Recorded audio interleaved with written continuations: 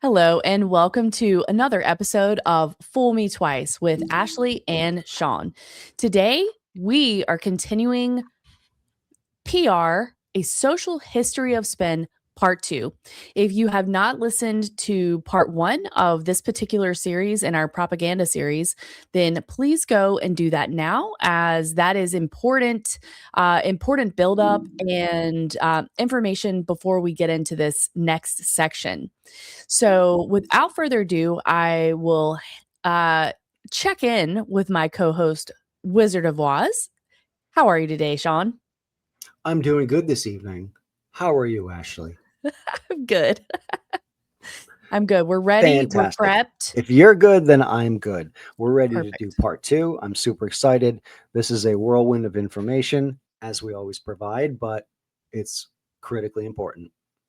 Very, very important to understanding a lot of the historical events that have been so important in American history leading up to this point, and certainly more relevant than ever in today's day and time, as we will get into. And I want people to, pay attention and see if they can hear the echoes of some of the philosophies from these people, some of the events that they were able to pull off, and see if they can pick up on that in today's day and time.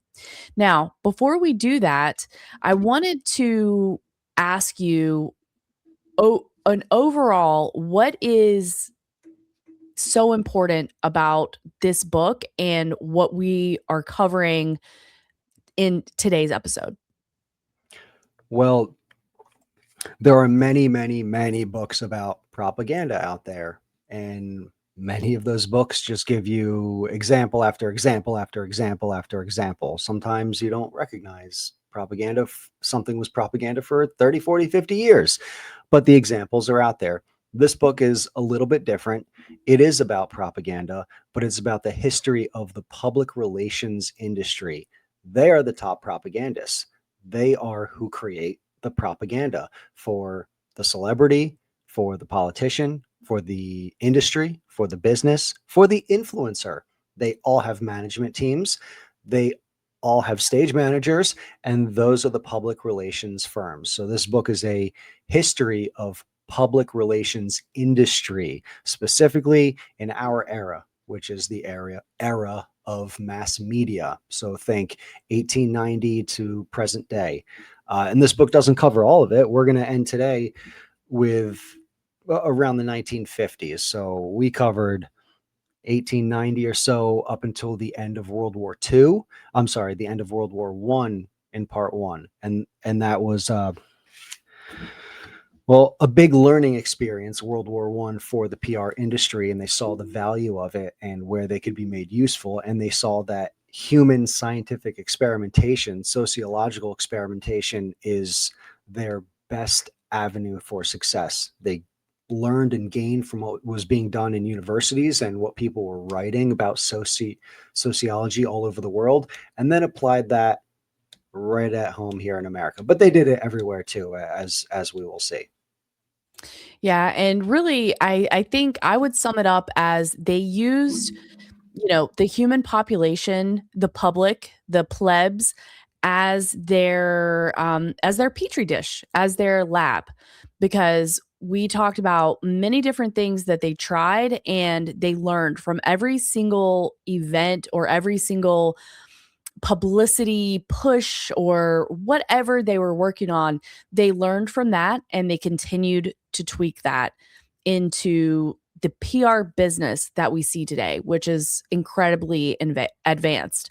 And before we get started, I just want to say that the reason that I think this is so important is because this is providing, if we're building I don't know, a pyramid of understanding, then this information, I think, is a cornerstone. It is part of the foundation of our understanding. So you're able to identify what is propaganda more easily, and you can kind of break that into an umbrella based on where it's coming from and what is the push. Is this an emotional pull? Is this a push for more consumerism? Where does it fall under that, maybe that rubric or that umbrella. So I think that this helps us start to identify that, but it absolutely builds a foundation for understanding propaganda. And that's why this is the first book that we're covering in our propaganda series. And we plan on making this a regular thing where we're discussing propaganda from many different angles. Very well said. It is foundational. And throughout this presentation, we're going to use the word PR or public relations most of the time, but you can think of PR as equal to propaganda, as equal to subversion, as equal to persuasion.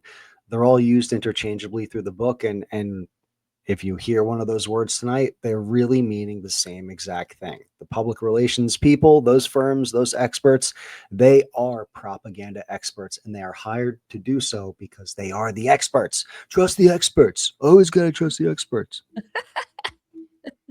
Okay, perfect. So, before we get into it, I just want to let everyone know that we do have an accompanying PowerPoint that goes with this. So, it's totally fine if you are doing audio only.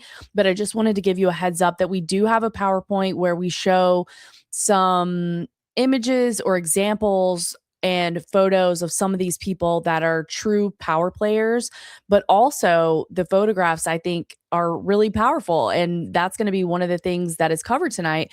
But also some of the images that may be elicited for you whenever you're hearing about this, maybe some of these same images that we're sharing here today, because they are powerful and they are lasting. You know, the imagery that was established by these pictures, certainly and especially in some of the major events, are still iconic to this day, all these many years later. So, if you're listening only, totally fine. But if you want, check out the PowerPoint presentation just to get some visuals as well.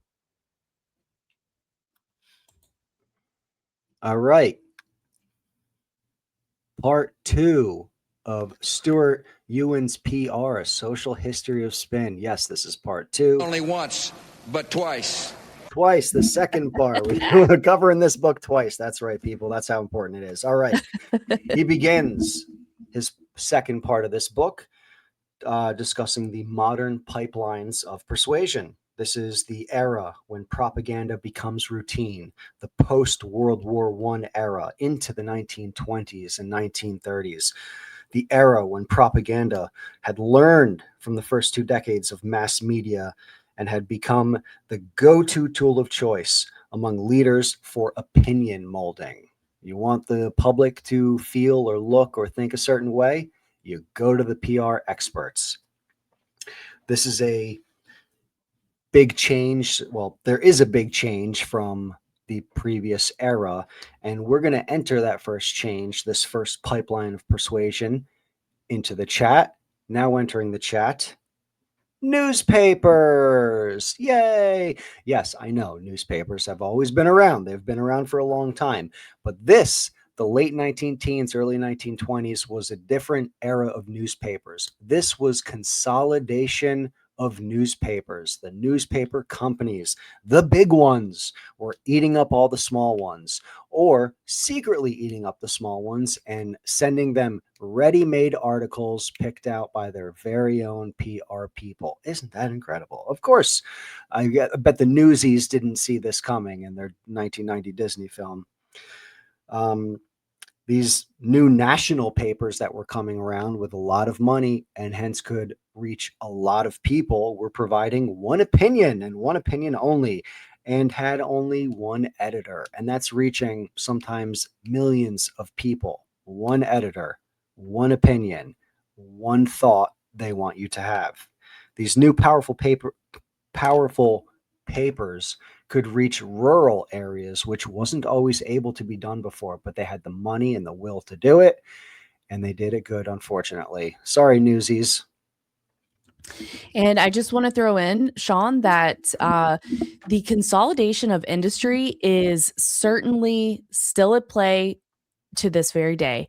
We have seen that in consolidation of educational curriculum in public schools. We've seen consolidation of medical in the medical industry. So we used to be able to have private hospitals or maybe a single doctor or a group of doctors owned their own practice. And increasingly, those began to be consumed by some of the larger, like Sloan Kettering Health or St. Joseph's Health or Cone Health, whatever that is. But the consolidation has continued. And this is also, if you have, for example, back in the day, Burt's Bees, that was a small business. Then that was purchased by another business, but the Burt's Bees branding is still used.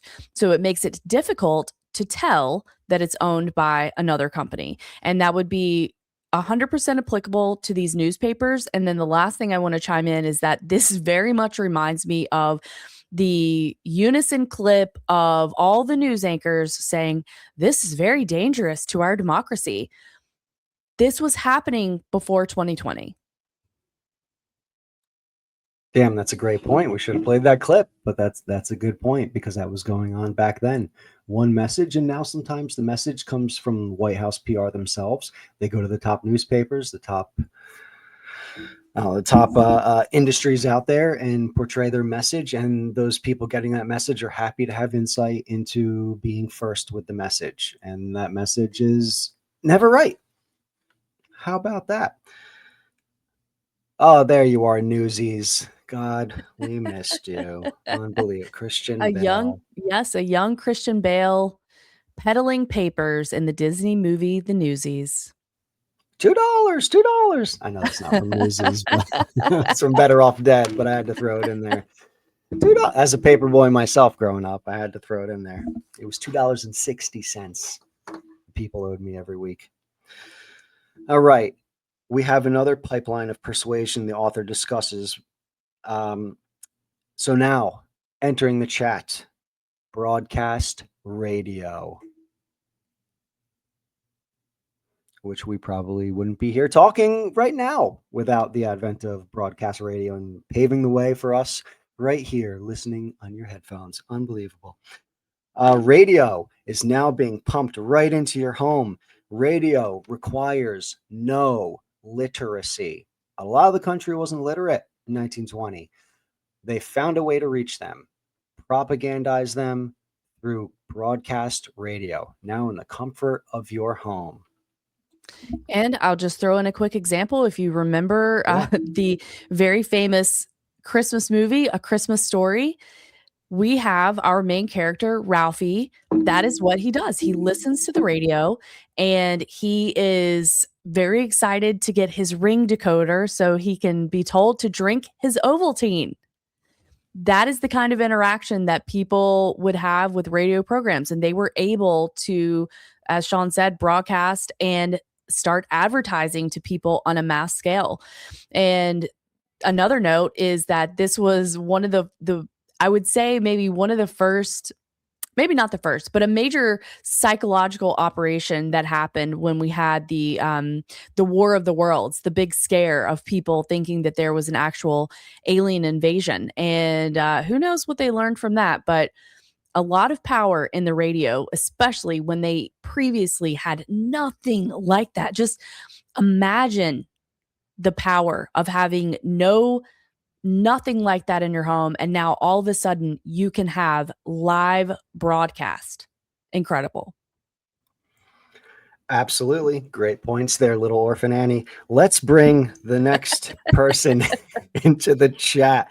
We're entering now the Psychological Corporation, which was established in 1923 by Henry Link. If you're watching the PowerPoint, you see him up on your screen there. What a handsome, dapper young fella. He's a Yale psychologist, and he heads this psychological corporation. Their objective was to apply the methods of behavioral psychology to the needs of American businesses. Link was a big proponent of the idea of the irrational public, which we heard in part 1 from Gustave Le Bon. Link developed the psychological sales barometer, which aimed to quantify purchasing habits over time for perfecting marketing of products. We still are doing this today. To do this, he used early computers tabulating machines, if you will, for results of surveys and polls that were used to perfect their advertising for businesses. And the psychological corporation sounds very ominous. It absolutely does. It's probably the name of a horror film. It probably is. All right, we have another evildoer entering the chat, another pipeline of persuasion in the 1920s. That is the age of polling. Yes, the age of polling. Fortune magazine was polling. George Gallup was polling and still is today. Opinion Research Incorporated was doing polling, and these were nationwide at the time. The public was becoming an object of minute statistical analysis. Polls offered a numerical herd with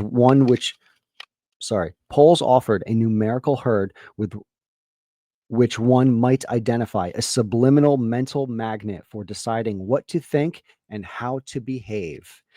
Of course, they can manipulate these polls, or they can gauge the reaction of people on these polls, learn from their behavior so that your PR, your propaganda can be more better, make it more better. You can perfect it.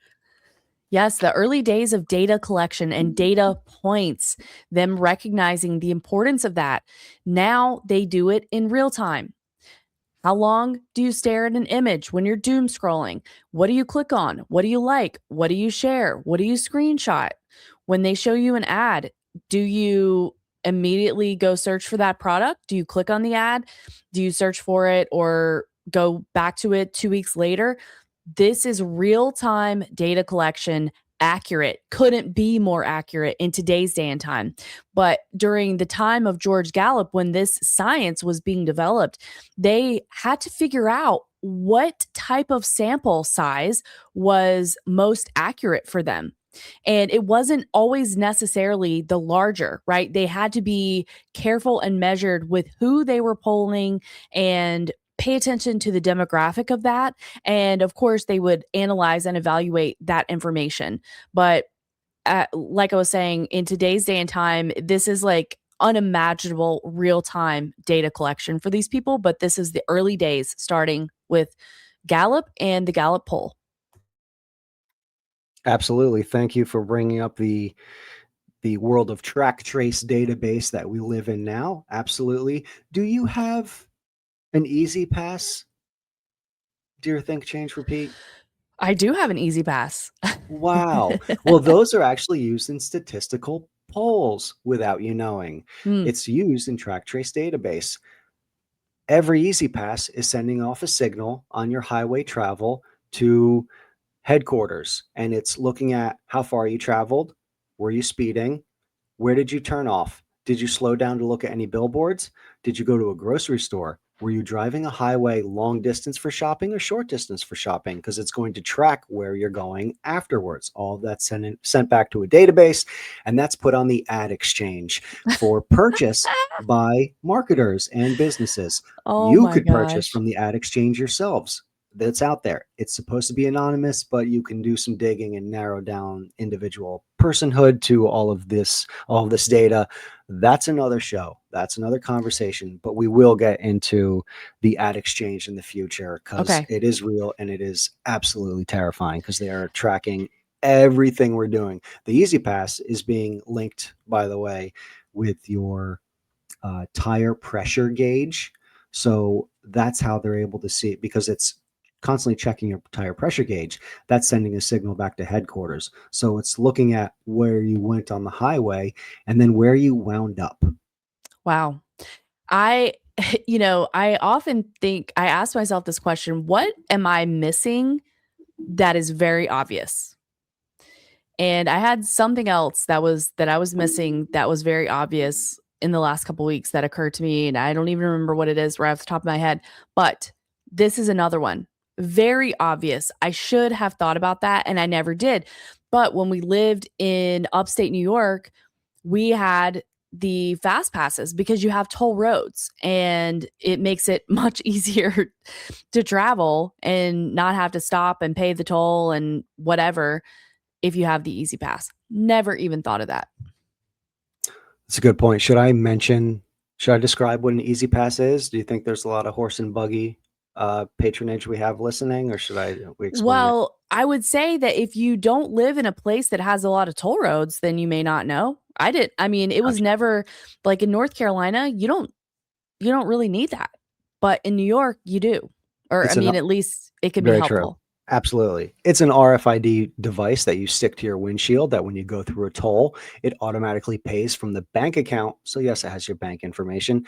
Your bank account information, your bank money goes straight to the Easy Pass to pay for the tolls for the roads on the highways and the freeways and the byways and the parkways and the turnpikes. Amazing. Those damn RFID chips. All right. So we got George Gallup and the polls. We're going to get into a section called optical illusions. In the late 1920s, text was still present and useful, but it was becoming increasingly subservient to the image. Now, I'll read to you a little blip that came from the president of AT&T. Yes, AT&T again, speaking to his advertising and marketing people regarding optical seduction. He says, "Be humorous without being cheap. Be friendly without being fresh. Remember that a laugh will accomplish more than much logic. That entertainment is far more appreciated than instruction. That the average human animal will only receive logic or instruction when it is clothed in entertainment. That is what makes the motion picture so invaluable." Did you get That chills? is, I really did. That is really amazing. And I would just harken that back to what I said in part one of this discussion, which is feelings don't care about your facts. They are after your feelings to manipulate your behavior. Well said. They don't care about me. So let's enter another evildoer into the chat. Let's And enter. Oh, I'm sorry. sorry, Sean. Sorry. Go Just ahead. one quick thing I wanted to Go say, ahead. if you haven't seen the photo that we have here, this is George Gallup, the inventor of the Gallup poll, but he's actually on the cover of Time magazine. So in our episode, we're going to get a little bit more into the power of this entire setup, but just think of how Time has been presented as being like, you know, where the New York Times, the old gray lady, is like the newspaper of record, or however that's phrased. But Time is also associated with being reliable, with being trustworthy, with being serious. And they have George Gallup on the front, and they have a very flattering drawing. It makes him look very, distinguished, intelligent. It's sending a lot of visuals and associations with the image that they have here. And I find that to be very interesting because that's very important part of this whole discussion. Very true. And Time magazine definitely doesn't have any intelligence agencies behind it whatsoever. Don't For worry sure. No about way. that. Not No possible. way. We would never allow that. They would never lie to us. They love us. They're trying to keep us safe. Definitely. Right. So, are you ready for the next entrance of the chat? Oh, sorry. We had one more picture on polling. Do you want to mention that real quick? Sure. I'll just say that in this slide that we have up, we have a woman on the street who is actively polling the way that it had to be done originally. And then I have an article or a blip from a newspaper where they actually show the results of polling that was done. So for example, one of them says state by state vote for all parties. And they have several breakdowns of numbers and things like that. And it's just interesting how they're relaying the information here. And then there's also in the lower left a modern day image of the Gallup website. And as Sean had said earlier, this is still, everybody knows about Gallup poll and they are still going strong. So we have just a little visual from their modern day website as well. I love it. Thank you for getting the historical and the new. My pleasure. Damn you, Gallup. What a thing to look at. Now, continuing with optical seduction, not just a Pornhub category. Let's enter into the chat. Harry Overstreet. What another dapper fellow. I love the spectacle. He is looking dapper. Unbelievable. Look at that tie. Man, they don't make them like they used to. Well, let's go to 1923. Edward Bernays and others at New York University and other universities began teaching propaganda techniques to the next generation of propagandists. One of those teachers was Harry Overstreet, who taught a wildly popular lecture course called Influencing Human Behavior at the New School for Social Research. Harry taught how to translate a message, quote, into visual form, and thus increase its power. He was quoted as saying, people prefer entertainment over facts, just as Ashley alluded to before. He introduced the idea of selective imagery, which was images that were hypnotic through selective emphasis that would trigger a suggestion. This induces the person to persuade himself or herself. I'm inclusive. Now, I want to emphasize what Sean has just said. Visual seduction. Okay, so let us all leave this conversation with a critical eye for the imagery that we are shown and why we are shown it. And I think that we may get to this at another part, but this is something that in our preparation for this episode, Sean and I had discussed. You know what? I remember it and I'm going to save it, but I'll give my specific example later. But just to say, when we are shown a visual over and over and over, and everybody sees it, there is a reason for that. And as he said, this is 1923. I mean, it is over 100 years ago. So just imagine they already knew at that point the power of an image. And I will also say that Sean, your description of the class and this guy's philosophy, I think that this would also be used most definitely in consideration with mind control elements of controlling behavior, and maybe these elements that we've talked about as far as neurolinguistic programming and hypnotism and to an extent, a little stage magic. They understood what a picture would do. And I just find that really amazing. This was a long time ago. It's just so powerful. No doubt about it. Thanks, Mr. Overstreet. You ready to continue on, Ashley? All right. The power of the photograph. Continuing with the optical seduction. I'm going to read for a moment, so bear with me, people. Don't hate me. The average person believes implicitly that the photograph cannot falsify. While photographs may not lie, liars may photograph. And that's a quote from one of the early propagandists. But continuing on, in their ability to entrap the evanescent moment, defying the passage of time itself, photography also eluded customary notions of mortality. Photographs had the capacity to grab transient gestures, to enshrine the commonplace, the incidental, to hold onto things that previously survived only as faint, if potent, glimmers of recollection. Applying new forms of visual storytelling, innovative filmmakers began to employ optical subjectivity consciously as the foundational language of film. Sorry. Uh, The cinematographer's lens and the editor's juxtaposition of shots and scenes became surrogates for what Overstreet would later call the eye of the mind, or what Rosalind Krauss, borrowing from Walter Benjamin, has termed the optical unconscious. Mm-mm-mm. The optical unconscious. So that blends into cinema and theater as well as the motion picture, but I mean, incredibly powerful photographs, just the ones you put on the screen here, and they all evoke emotion.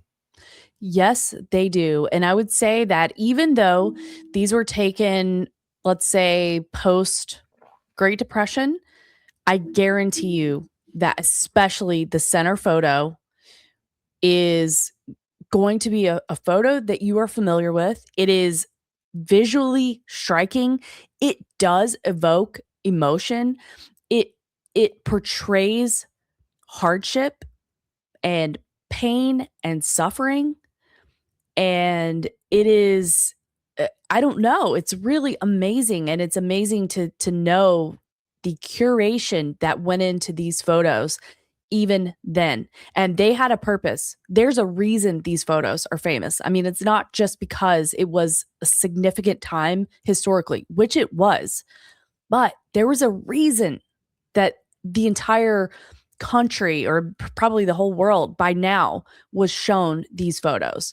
There was a reason that people needed to understand the extent of the Great Depression, the extent of the despair, the extent of the Dust Bowl, and the extent of the hardship of that time. That was important. And these photos display that beautifully. It's chef's kiss.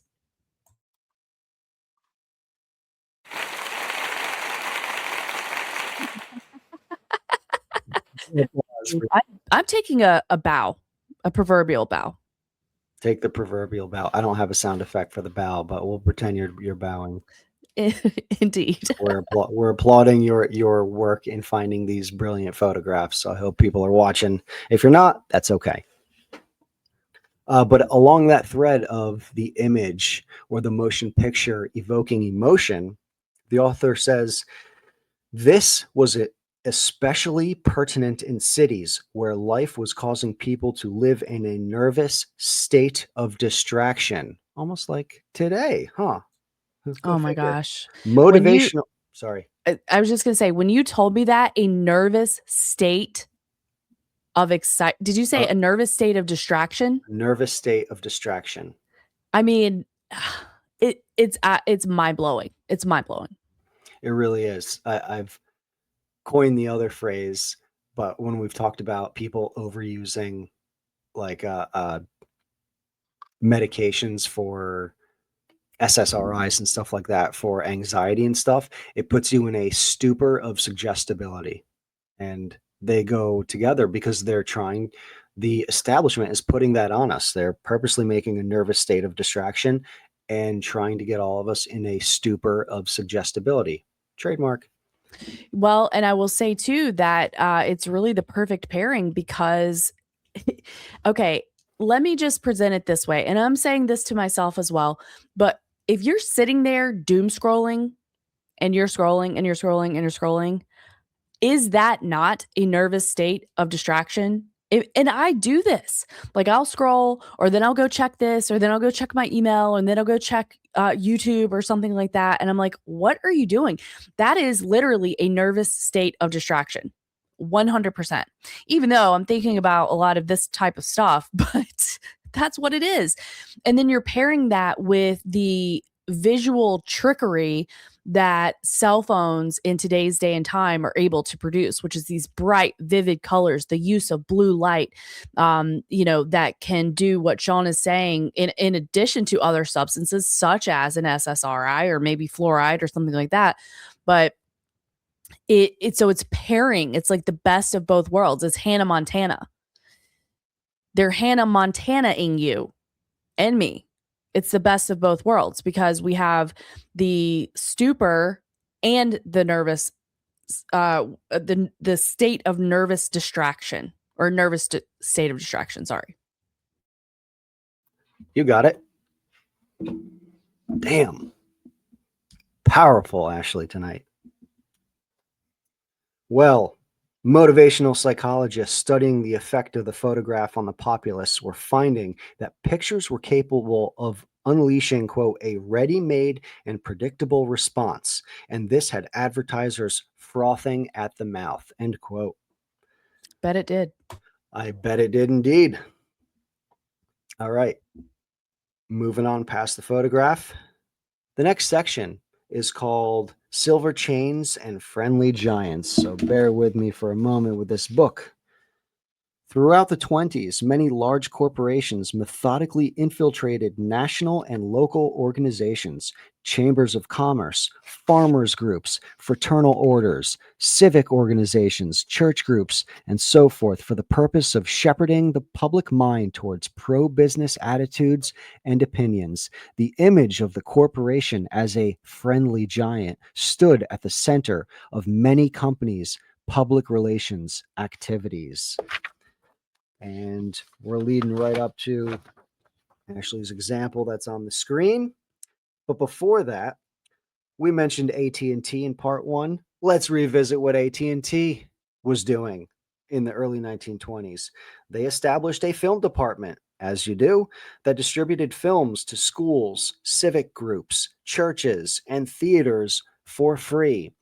They began and ended these films with their own spliced-in phrase, brought to you by AT&T. Huh. Have you ever heard anything like that on any sports game, Ashley, or any TV show, or any ad ever? Brought to you by Sprint. Brought to you by the United Nations. Brought to you by the Democratic Party. Brought to you by the conservative movement. That's freaking everywhere. And AT&T started it. Incredible. And I wanted to say that I remember this is really pretty incredible because Brought to you by Pfizer. Brought to you by Pfizer. If you remember when Schindler's List came out and was a very popular film, and we were just talking about Spielberg not long ago, but that movie, so it was in the theaters first, but then it ended up coming onto regular television. And I remember they did the screening of Schindler's List, and it was that exact situation. It was brought to you by X, Y, and Z. I don't remember the company that did it, but they also let you know that they are minimizing commercial breaks for the presentation of this very special event. So that is definitely very common and still a tactic to be used. And the other point that I want to make is when John was talking about they essentially infiltrated these local community groups, it may remind you of what we had talked about in part 1 of this episode or of this topic, which is the 4-Minute Men. So this is people getting out in the community on a local level without realizing that this was the overall game plan. And I want to tie that in with the pandemic times because this was also happening during that time where health officials and local government officials were reaching out to these exact same groups because they wanted to have the pastor or the leader of the organization or the leaders on board with their messaging. And they wanted those people to convey that message to their church or to the attendees of the group or whatever that is. So it's just, and that's only one example. I'm sure we can come up with a million more. But all that to say that these techniques, while I'm sure that many of them have become much more sophisticated, some of these basics are very much still in play.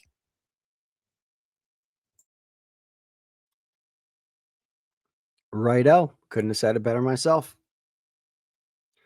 So let's continue with the Lights Golden Jubilee. What is the Lights Golden Jubilee? Well, it was a worldwide media celebration for the 50th anniversary of Thomas Edison's light bulb, and this was to take place the 21st of October, 1929. So just a couple days before the stock market crashed. Isn't that interesting? Yes, it is. This was staged to look like a spontaneous event, and a big event it was, and it was promoted nationwide. This, however, was all the handiwork of Ashley's friend, Edward Bernays. I call him Eddie. Call him Eddie. He was hired by GE and the National Electric Light Association, NELA. NELA was actually a secret holding company through which GE had gained substantial control over the electrical manufacturing industry. Now you can see in this image what looks to be like a bunch of dapper young men in their long coats and top hats. Now let me give you a blip from the book of the actual event. October 21st, Dearborn, Michigan.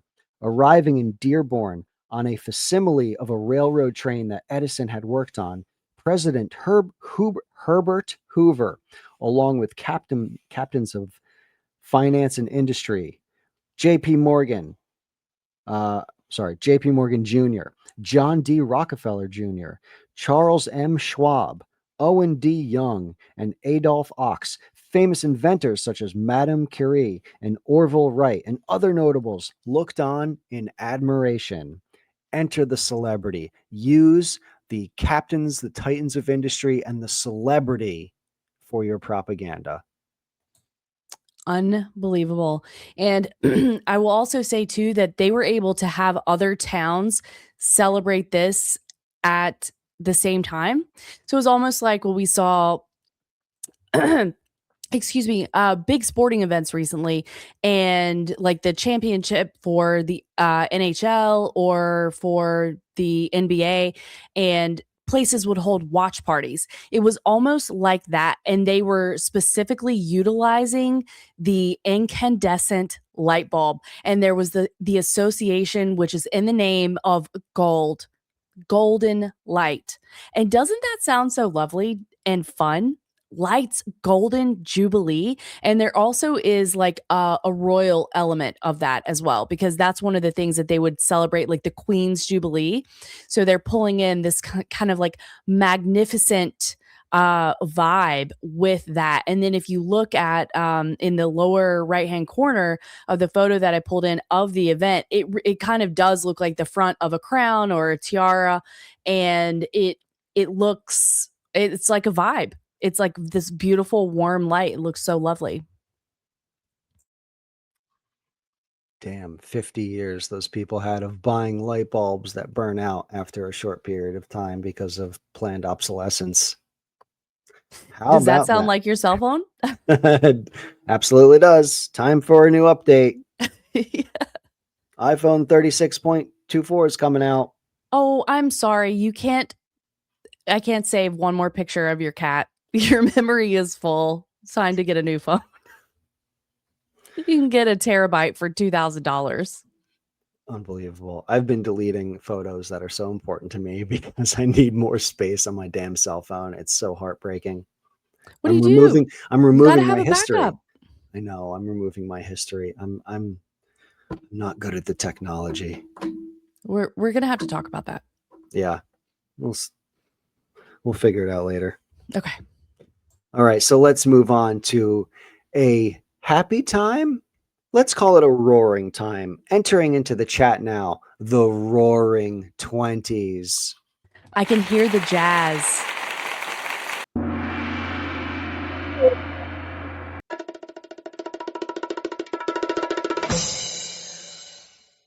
Okay, that's not the music that I was thinking about, Sean, but thank you so much. I was thinking, did you ever see the movie that was like, you probably didn't. I don't know. This may be like an old lady movie, but it was Bette Midler and Lily Tomlin, and they were twins. It was called Big Business, and it reminds me of that, like the very classic, I don't know the name of the song, but it's big jazz number. And that's how I really see this. And there's all this fun association with the Roaring 20s. And of course, like Great Gatsby and these fine parties and all of this cool stuff.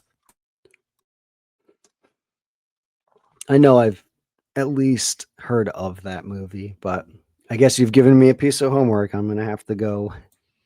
Don't even review it. try. Don't even say it. You never listen to my suggestions. How dare So you? sorry. So sorry. So sorry. So the Roaring 20s.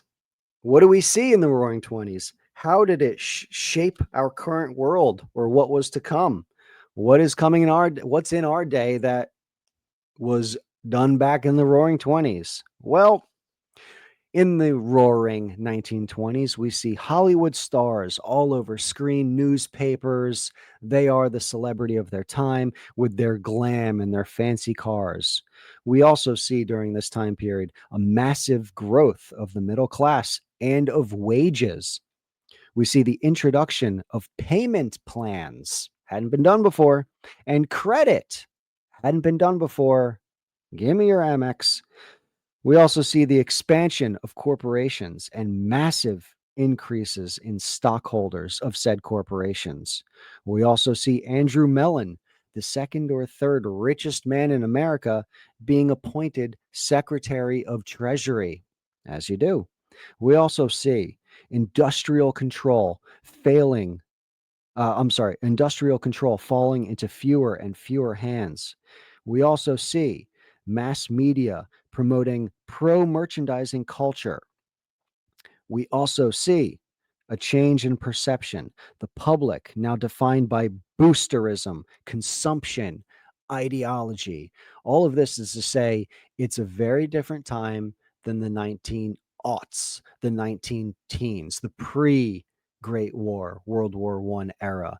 The ideology is changing. We're all about excess now. We're all about that Roaring 20s party. Consumerism is starting to kick in. Industry giants are becoming even bigger. I also want to throw in that this was during a time when, in the images here, we have flappers, we have a speakeasy, and we have a jazz band. And so while a lot of these images do come up for us when we think of the Roaring 20s, there's a lot of other stuff that's happening in the background. So it could be said that these things, this image of this excess party life, was the distraction for a lot of the other moves that were being quietly put into place. And the other thing that I wanted to bring up is that this is hot on the heels of the introduction of the income tax as well as the creation of the Federal Reserve. This is only a few years removed from that. Well said. Well said. During this time, we also see what's called the Great Consolidation, where half of the corporate wealth of the world, or of the United States, was now in the hands of just a few businesses. We see a housing boom. So more and more credit is being lent. This new thing called credit. Everybody's got it now because everyone's getting a house. You get a house. You get a house. You get a house. Finally, 1929, late in October, the stock market crashes and $8 to $9 billion is lost in a single day. Of course, according to Carol Quigley, the crash and the resulting depression had to be engineered and stage managed. They had to control the public through the boom bust cycle that we still see today. That wasn't in the book. That's our own comment, but that manipulation of the masses through the boom bust cycle is no joke, and it is still going on today. Absolutely. And when you look at the times that are very difficult for the average person, it just so happens to coincide when the one percenters, as we refer to them, when they increase their wealth significantly. And this was the exact same thing that happened during the pandemic times. You had small businesses suffering at an extreme level, and yet big business was open.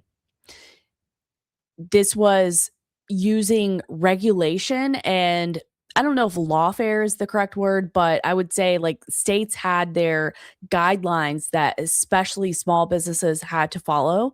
And so this was really an example of these things being deployed in this exact situation. Now, it wasn't the same boom bust, but it was similar. And we've heard the statistics, and I don't remember exactly what it is, but like of the top 1% increasing their wealth absolutely exponentially during that time frame. And the heavy hitters during the Roaring 20s, they didn't suffer from the Great Depression. No, they did not. The heavy hitters knew exactly what was coming, in my opinion. They knew exactly how to plan for this, prepare for it, and they learned from it so they could control us more.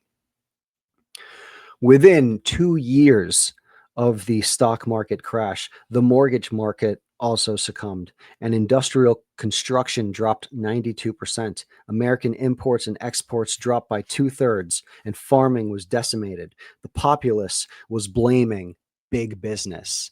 Now, remember, through the Roaring 20s, big business was booming. Now, all of a sudden, they're to blame. We don't want these big businesses. Look at what they did to us. Look at what they allowed to happen. Hoover, our president at the time, unfortunately catches the blame. He kind of goes into hiding, basically, because he's the fall guy. And similar things were happening in Europe at the time, similar conditions. This provided a breeding ground for fascism, particularly in Germany. So, are you ready to move on from the Roaring 20s? Cool. Now entering the chat, FDR and the New Deal. Our savior. Our savior, FDR. Look at that fella. Oh, just a regular old grandpa. He's just a nice old man. The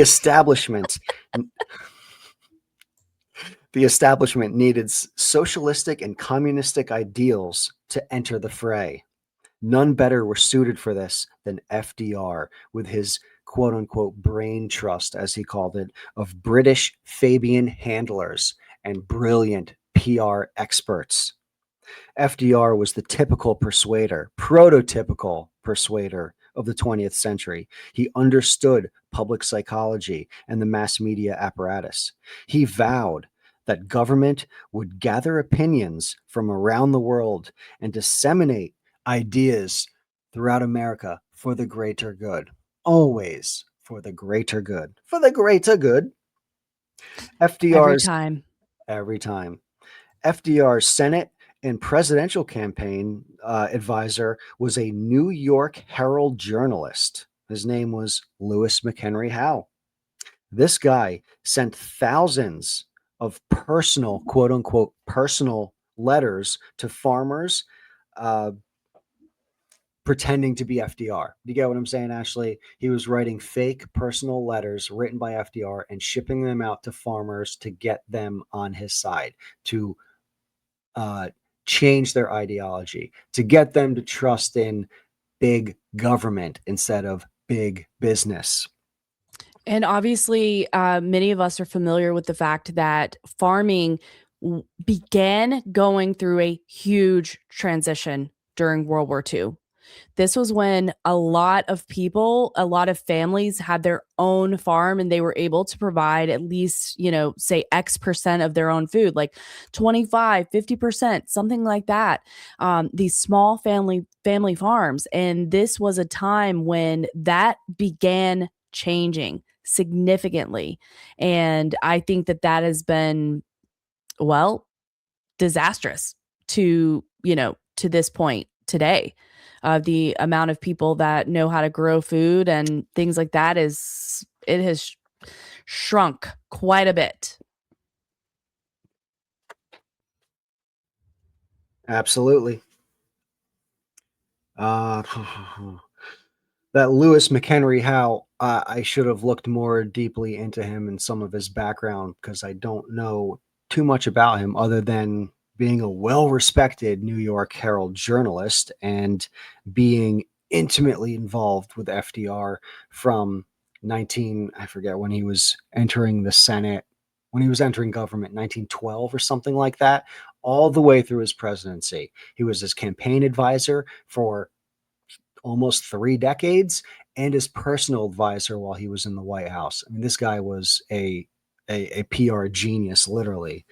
So to get him elected, outside of the quote unquote personal letters he was sending to farmers around the nation, he published large news ads for FDR and would mail them into newspapers and mail in pro FDR articles to other publishers. He believed, this is Lewis McHenry Howe, believed that if you say a thing often enough, it stands a good chance at becoming fact. Safe and effective. Trust the science. Trust it. Don't kill grandma. And just think about that. When a catchphrase is being utilized by the officials, whether that is coming from government and or science and or advertising, think about that. These catchphrases matter. Trust the science. Safe and effective. FDR was, as I mentioned before, a brilliant persuader. He was almost the good orator. Like he was the Obama of his time, essentially. So it wasn't all Lewis McHenry Howe. He was definitely one of his handlers, but FDR did a lot himself. It says in the book, in presenting his gubernatorial program to reporters, for example, FDR dished it out piece by piece in readily digestible packages that were dispensed over a period of days or weeks. This technique made the program easy to report on, extended the life of the story, and most important, made it easier for readers to understand. Roosevelt was encouraged by Howe to experiment with the medium of radio.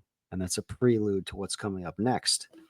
Now, let's mention what else occurred under Lewis McHenry Howe's guidance, and that is the staged illusion. FDR was stricken with polio in 1921 at 39 years old. This left his legs completely paralyzed. Howe had him develop incredible upper body strength to be able to stand at podiums while shifting around on a cane, always looking like he's shifting his weight on his feet. During his presidential run in 1931, FDR took out over, this is under Howe's guidance, FDR took out over $500,000 of life insurance through 22 companies and saw that the highly favorable medical report was well publicized. Great health, they all said. Of course, they got his money. Of course. And that's still used today. That's something that President Trump literally brags about, is that he's in good health and he passed some sort of cognition test or something like that. I mean, they still use that element. I'm in great health. They gave me a magic eye. I could see the sailboat. It was not a schooner. Oh, yes. That is probably the test that they're giving him. Can you see this, Mr. President? Anyway, so continuing under Howe's guidance again with the image of FDR. Now, his legs are paralyzed. They're hiding that.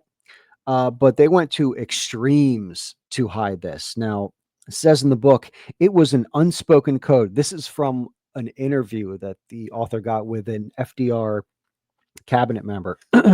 It was an unspoken code honored by the White House Photography Corps.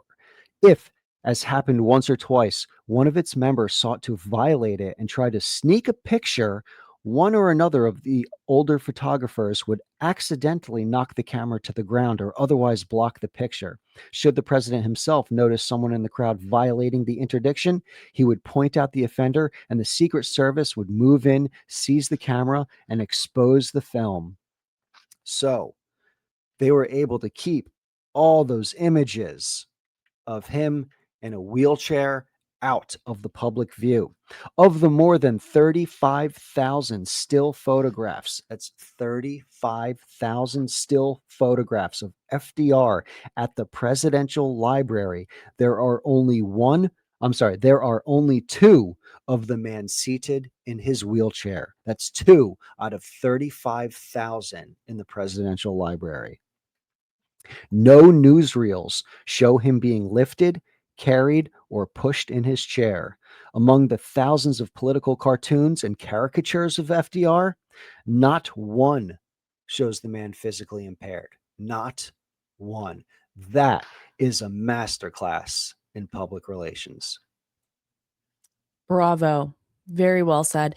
And so the images here that I have in the slideshow are two images of him in his wheelchair. And I don't believe that these are from the archives that Sean is referencing, but I put them there because of the rarity that he had pointed out. And then the other photo here is Roosevelt swimming in, I believe it was Warm Springs, Georgia. So this was a photo that was allowed to be out because it showed him getting therapy without showing him being paralyzed or in a wheelchair.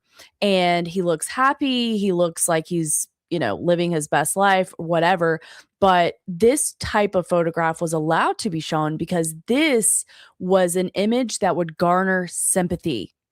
It was humanizing to him. So he was working on himself, on his health, and yet he still looks happy and healthy here. So that's why I put these particular photos here for FDR. And the other thing I want to bring up is that Sean had made a good point in our show prep. He said, this is how locked down they were able to have imagery and messaging at this time. So what does that mean, or what does that imply for the imaging or messaging that we get in today's day and time about our president? And I'm not going to get into all that, but I just think that it's really interesting to think about. And I think that it also brings up the question for me, which is, what do you think that means when you're allowed to see rhetoric that normally would have been considered, verboten over and over and over? Or what does that mean when you see a young man get assassinated over and over and over, and the entire world is able to see that? What does that mean? Who has control of that? Why were you allowed to see that? Especially knowing what Sean just pointed out here, which is the capability of locking down a narrative has been around for a very long time. And some people may say, well, it's the internet. I would say yes, but we have seen the internet with most major platforms have the capability to shut down something immediately. And this was during the early days of the pandemic. If a podcast was talking about something that they were not supposed to be talking about, if they mentioned something that should not be mentioned, they were demonetized, they were deplatformed, they had their entire show be canceled. That is the level of algorithmic control and censorship capability that is there, that has already been established in today's day and time. And yet there are some things that we still see over and over and over. So I have to wonder why. It's because they want you to see it. Every single event is stage managed. Every single figurehead is stage managed. Every politician, every celebrity. If they want someone to look like a bumbling old idiot, then that's how they're going to show. They don't take risks. They don't take chances. Everything is calculated. They all have managers and PR teams working for them for everything they say and everything they do. They do not make mistakes. They're like directors. And I always admire directors of movies. They'll take so much time to make sure every single color and shadow and object in the background of every scene is the way it should be, the way they want it in their vision by design. And that is the same way the media portrays everything to us. It is entirely all by design, by these PR firms, by the stage managers of the world. Was that off topic, or does that make sense? No, it makes total sense. I mean, it's 100% on topic because they had this incredible control over the public image of FDR all this time ago. So I think that we have to at least consider that that is in play in today's day and time, just like what you're saying. That these images are very the public perception of this person is very carefully curated. So I think that for me, while I do subscribe to this, but it does provide more questions, right? Because I also think that we live in this time of fractured reality. So some people can see something and perceive it one way, and somebody on a different political side can see something totally different. And it's like a choose your own adventure situation, which may be part of the point. I don't know, but it's very, very interesting. And I do have a question for you, Sean. Do you believe the tweet from Trump that's been a couple of years ago now that said Kofifi? Do you think that was intentional? Every single tweet from his is intentional, and I think he writes 0% of his tweets because he's got stage managers out there that are creating this image, taking the temperature of the public and looking at what will work and won't work at every single moment in time. So do I believe, are you asking me if I believe it was a real tweet or if he did it?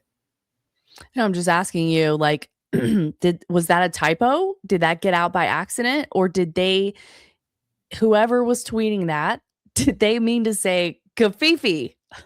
I think they totally meant to do it. They don't make mistakes. They're sometimes they'll do something just to gauge the reaction so they can act accordingly afterwards. But it might have been a subliminal signal to people, which it probably was. Hey, I'm one of you guys. I'm here too. It could have been, and the other thought that I had was that it could have been, um, it could have been almost like in like a technique that's used in copywriting sometimes, where they will intentionally misspell a word. Like when you're getting an email that somebody has worked on that's kind of selling a product or a program, and you're in this email funnel, their sales funnel. Sometimes they will have an intentionally misspelled word or something like that. And I almost think it could be like that technique because it's attention grabbing. We're still talking about Kofifi now. This was how many years ago now? So maybe that was part of it as well. Very true. Very true. Well, moving on from Kofifi, we've got FDR, we've got his image, and with all this, the New Deal was ripe for entrance. Yes, the New Deal, not the Green New Deal. We're talking about the New Deal, going back to the New Deal. OG. The OG New Deal. Government regulation to the rescue. Remember, this is height of depression, post stock market crash. People are really pissed off at big business. They're blaming them for everything. They're blaming consumerism. They're looking for someone for help.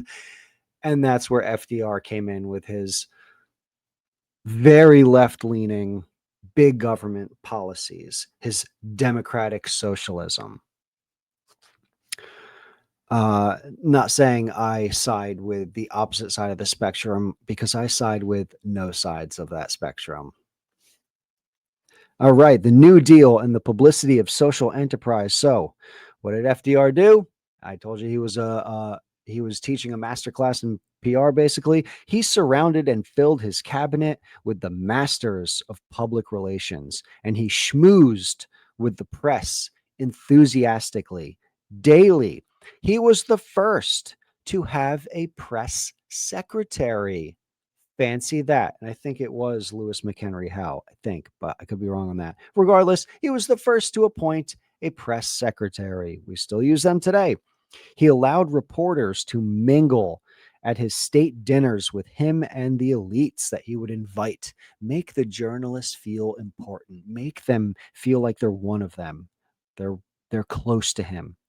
He often spoke with a fake Boston accent, as you do. It's FDR, very interesting to me.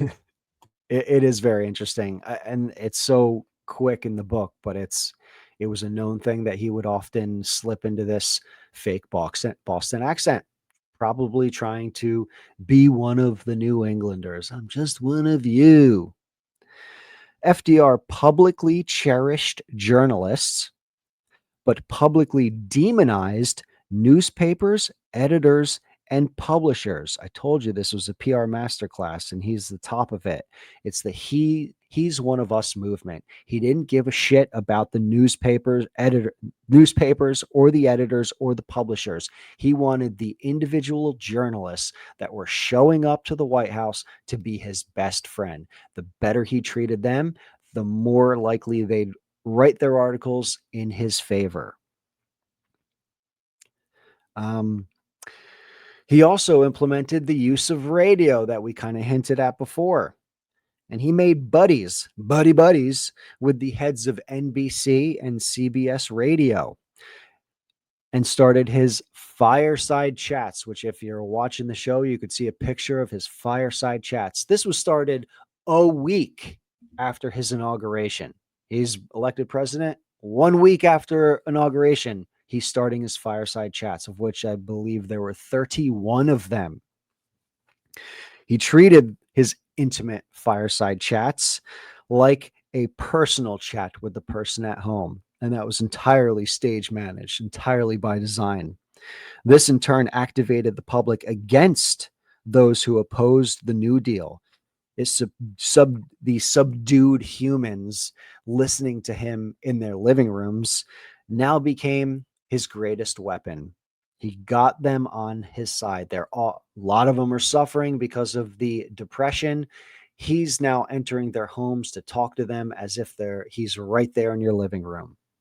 He actively called for people to be critical of his New Deal programs. So he's asking those people in the fireside chats, be critical of this. It almost is like a reverse psychology thing there. Like, yeah, you should be questioning this, when really what he means is don't question this. It's fucking coming whether you like it or not. You get what I'm Right. saying? Yes, and what that does though is establish a level of trust. If I'm presenting an idea or a sales pitch or whatever that a story, whatever that looks like to you, and I'm saying, but don't take my word for it. That is saying like it's giving the impression that I'm not attached to you believing what I'm saying.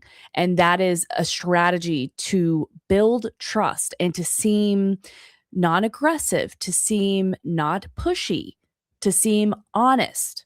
That's why I think that was there.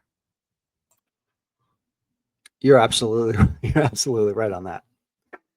I give you the gold star for the day. 100% Thank you. correct. Hey, don't take my word for it.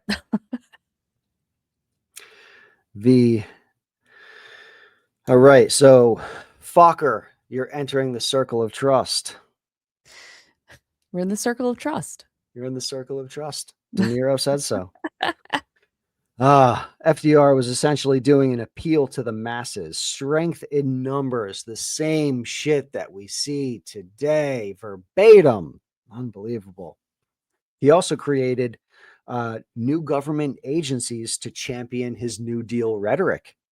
This was the Works Progress Administration, the WPA, and the Resettlement Administration, the RA, which was later renamed the Farm Security Administration, the FSA. Under the RA, or the FSA, over 80,000, that's 80,000 photographs were produced, edited, published, and disseminated with arguments akin to the fireside chat rhetoric and thrown into the public. The photographic publicity was the offspring of two men now entering the chat. Rexford G. Oh, sorry, go on. I'm so sorry. I just wanted to say do it. note that is repeating rhetoric. So we're hearing that in the fireside chat, and then it's coming at you from 2 or 3 other mediums reinforcing the message. Repetition is absolutely key, and different modalities of delivering that message. So you're hearing, and then you're seeing the visuals, and it's coming to you in several different ways, which is really it's really interesting that they had that unlock, the idea of exposing you to a message from several different means of communication to reinforce the messaging or the narrative or the propaganda or whatever the sales pitch that they wanted you to be exposed to. Great point. They hit you with the 1-2 punch, the auditory and the visual. They got you. Not only once, but twice. That's exactly right, Mr. Bush. Thank you. We ready to move on? Yes, there's him. Well, there's more radio imagery because he's just one of us in our homes. Those 80,000 pictures published by the RA or FSA was the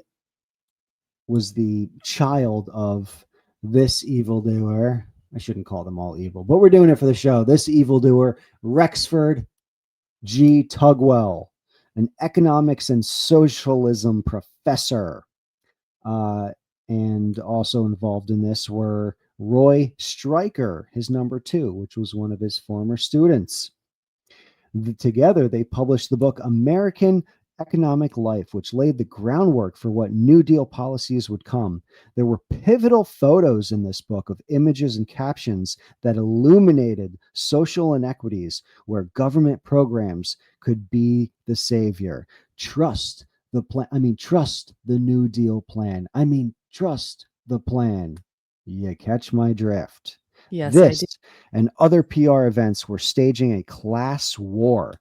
This pushed people away from corporations and more towards big government and big brother, the New Deal. Go ahead with your comment, Ashley. Well, I was just going to say that it is my opinion, and I think it's worth digging in for me, but that the fact that Roosevelt was presented as the savior and he was this Democrat, although yes, very, very, very many social programs here, but I believe that that is the reason of establishing a lot of people that are actually very conservative, particularly in the South, as Democrats, lifelong, generational Democrats. So there are people that I know who maybe passed away in the last handful of years.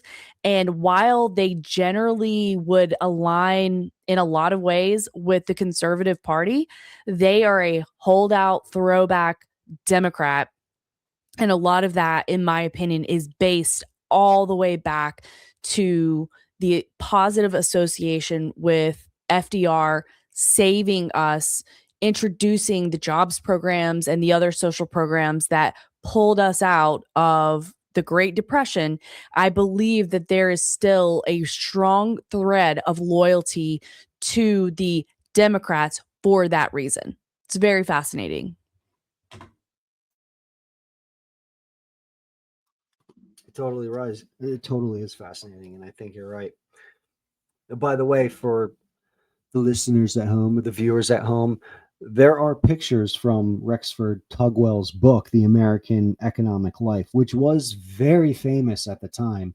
It is still taught in universities, in economics classes, in history classes.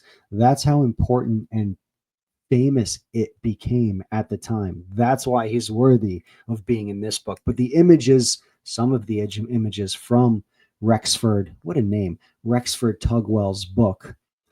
Oh, poor guy with a name like that. Anyway, the images from that book are in PR, The Social History of Spin. So if you do buy this book on your own and read it, you will be able to see some of these images that were so pivotal in transforming the public and getting them on board with the New Deal. Any other comments, dear Ashley? No, I think that's pretty well said. And there's a lot of food for thought here. So if people are listening and have comments on this or other areas of this that is still a factor in today's day and time, definitely let us know. Well, now we enter the era. So this is the 1930s.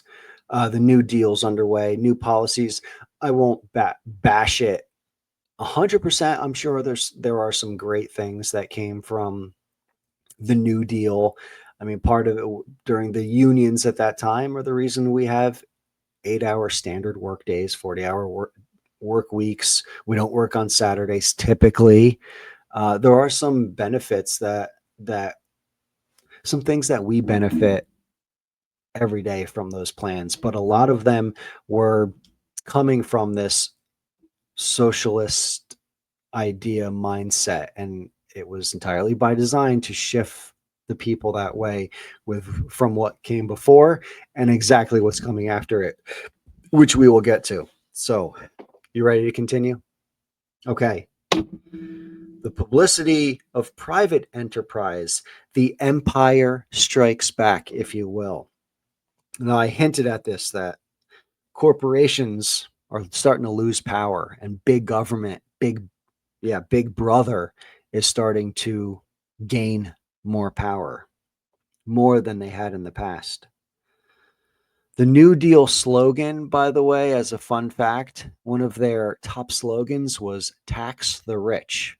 Have you ever seen anybody wear that on their outfit at any award or museum ceremonies, Ashley? I do recall. Her name is Alexandria Ocasio-Cortez. She was wearing a white or creme color dress with "Tax the Rich" written on the back when she showed up at the Met Gala, which is held every year in New York City at the Met. And ticket prices for that particular event are in the tens of thousands of dollars. So at least 30K, if not more than that, to attend. Now, was she invited? Was it sponsored? Perhaps, but it just, people pointed that out at the time, that the tickets were tens of thousands of dollars, and it is very much an elitist event, and she showed up there. But yes, I do remember that, Sean. The Met Gala, brought to you by Pfizer. Yes. So, moving on. Federal public relations was sky high and rampant. Power was shifting away from businesses. This sense of jeopardy drove the development of corporate public relations. This, in turn, grew the public relations businesses of Edward Bernays, of Ivy Lee and T.J. Ross, of Boyer and Associates, of Whitaker and Baxter, of Hill and Knowlton, of the Institute of Public Relations, and many others. So they're in even more demand now, these early PR firms, because the businesses saw themselves losing power to the government. And I mentioned Hill and Knowlton. They are still around, and they are the architects of the Gulf War propaganda from almost 40 years ago now, with the killing babies in the incubators malarkey. That was a Hill and Knowlton PR stunt. Yes, and specifically designed so that the ambassador's niece was giving, quote, testimony, but this was not in any official capacity. It was presented that it was an official, like, congressional hearing, but it was not. It was like at a hotel conference room or something like that, therefore skirting the fact that she was lying. But because it was not an official event, she would not be able to be charged for perjury or something like that. And obviously, she was coached on what she said, on her acting. She was coached on her story that she was presenting about the Iraqi soldiers throwing babies, or babies that were in incubators in Kuwait, on the ground. So this was a huge piece of propaganda for that war. And it's also a repeating theme that almost every single time the United States is heading into war, not only, and this is different than what we would call a false flag. A false flag would be something like the Gulf of Tonkin, where they told you the ship was attacked when it actually was not attacked. But because of that report, that was the impetus for the United States to fully commit to war in Vietnam. So that it's not like we were not there or had no presence in Vietnam at that time. That's not true. But the groundwork had been laid, intelligence was there, people were there, soldiers, but JFK had been hesitant to fully commit in the way that the war managers wanted in Vietnam, and he was actually making changes in the intelligence people that were there, and he also was not as interested in working with the president of South Vietnam at that time. That was November of 1963, early. Obviously, we know what would then soon transpire by the end of November 11/22/63. And then in 1964, that is when the Gulf of Tonkin event happened. But that was a traditional false flag. But what this was completely made up out of whole cloth and very much aimed at gathering the emotional influencing the emotions of people in order to manufacture consent for that war. So that's why we always have to be so careful and use our discernment and be studious when we're considering the reasons presented to us by the powers that shouldn't be why we're entering a military conflict every single time. For shizzle, every single time. Now let's jump back into the public relations retaliation of big business against the New Deal. What will be their method? Their own public relations scams and propaganda techniques. Businesses invested greater in studies of popular thought. So now they are studying university studies on the human animal, on human behavior, so that they can learn from them, get a tap on the public so they can manipulate them better, get them away from this New Deal. Firms were hired to frame big business as a public utility and less of a money-making apparatus. There were also efforts to propagandize children to trust in corporate America. How do I reach these kids? General Motors made a 20,000-mile tour that they called the Parade of Progress. Oh, how sweet. DuPont, General Electric, Goodyear, the Aluminum Company, IBM, Westinghouse, AT&T all followed suit. And now, saying that, we can enter into the chat, the National Association of Manufacturers, NAM. So,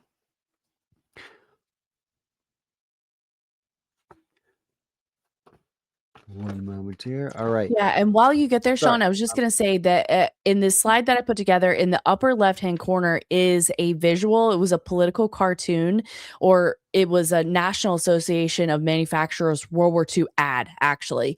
But it displays and illustrates exactly what Sean is talking about here, which is that there was basically these two competing factions of industry and government, and they have the path to private investment showing that you're headed towards jobs, freedoms, opportunity. So that is what they wanted to spend as far as what he's talking about with big business.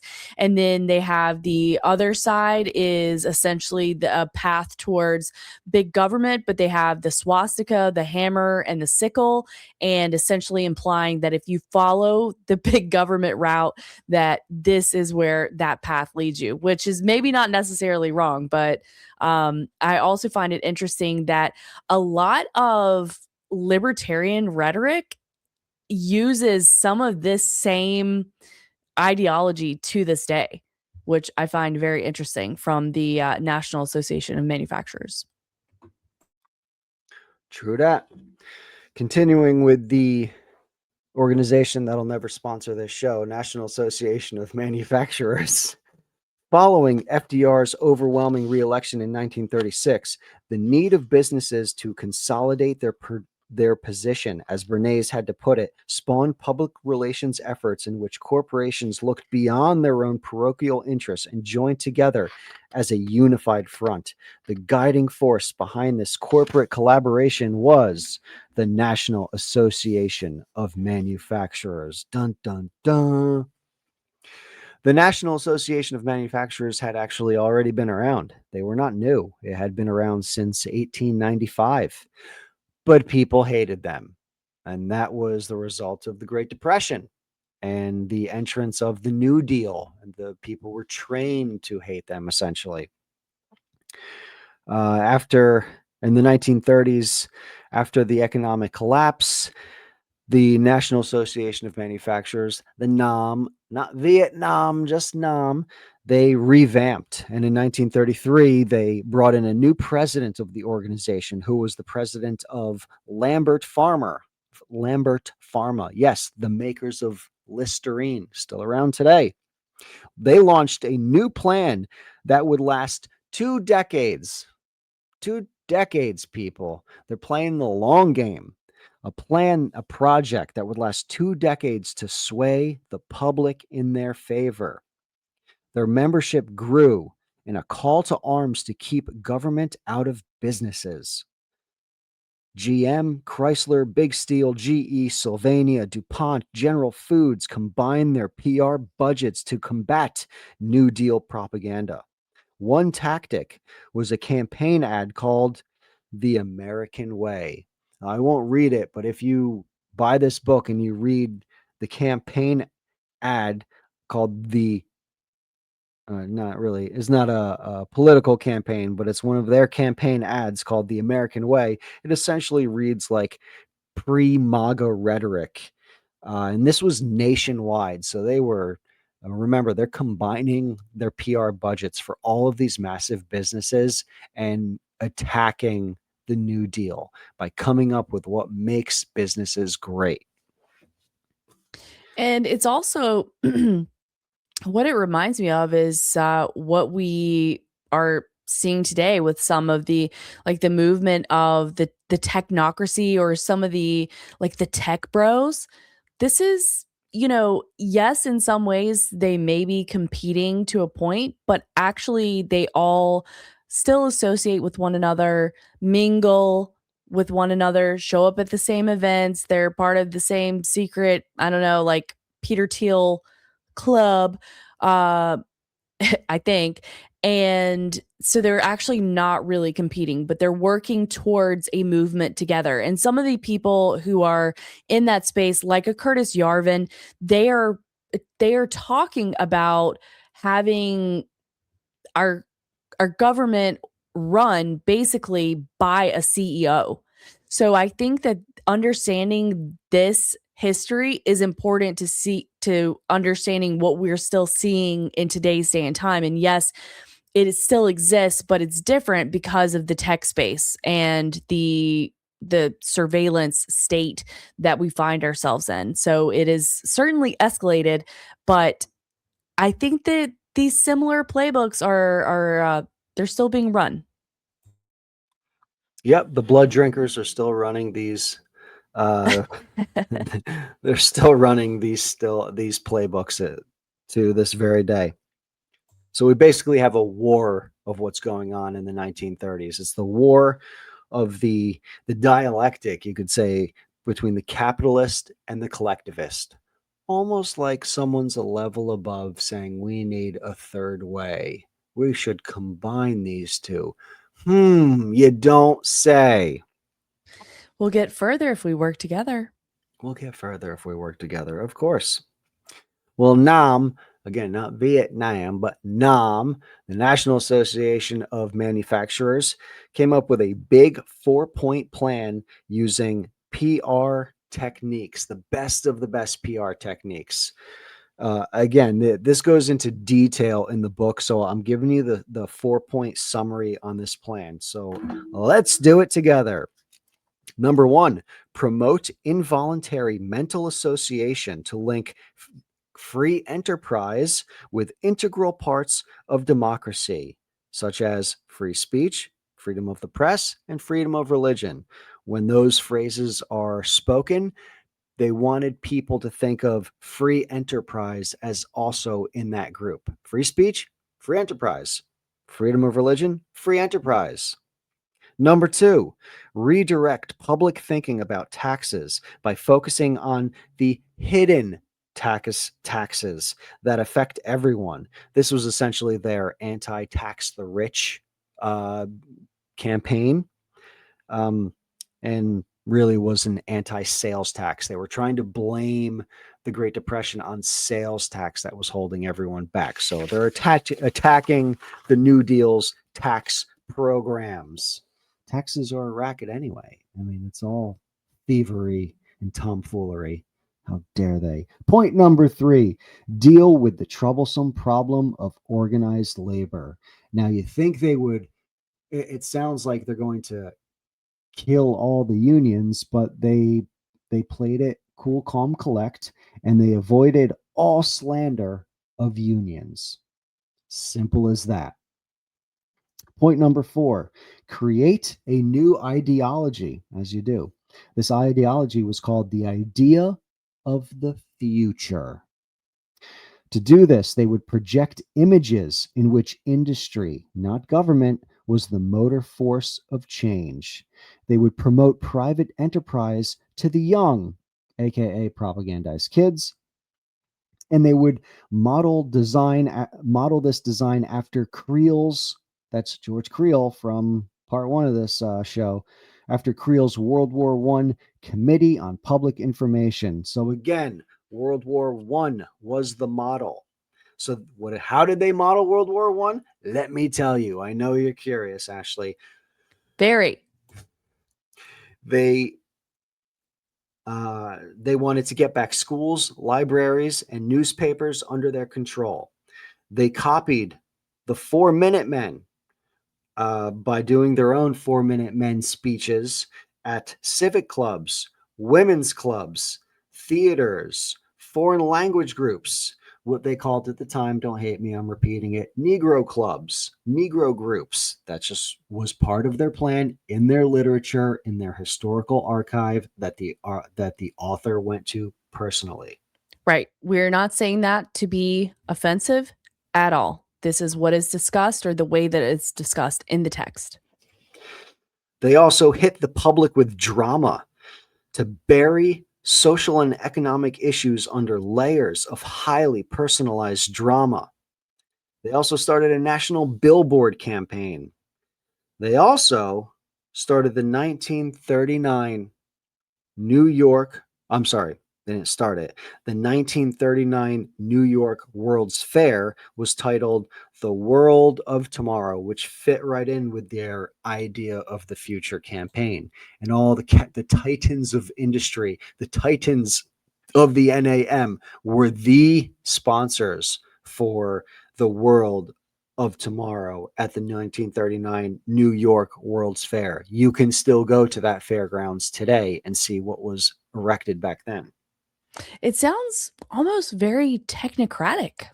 It does. And that was their next note, that they have to have a push for technocracy, because government was not going to push for technocracy. They weren't in the industry of invention.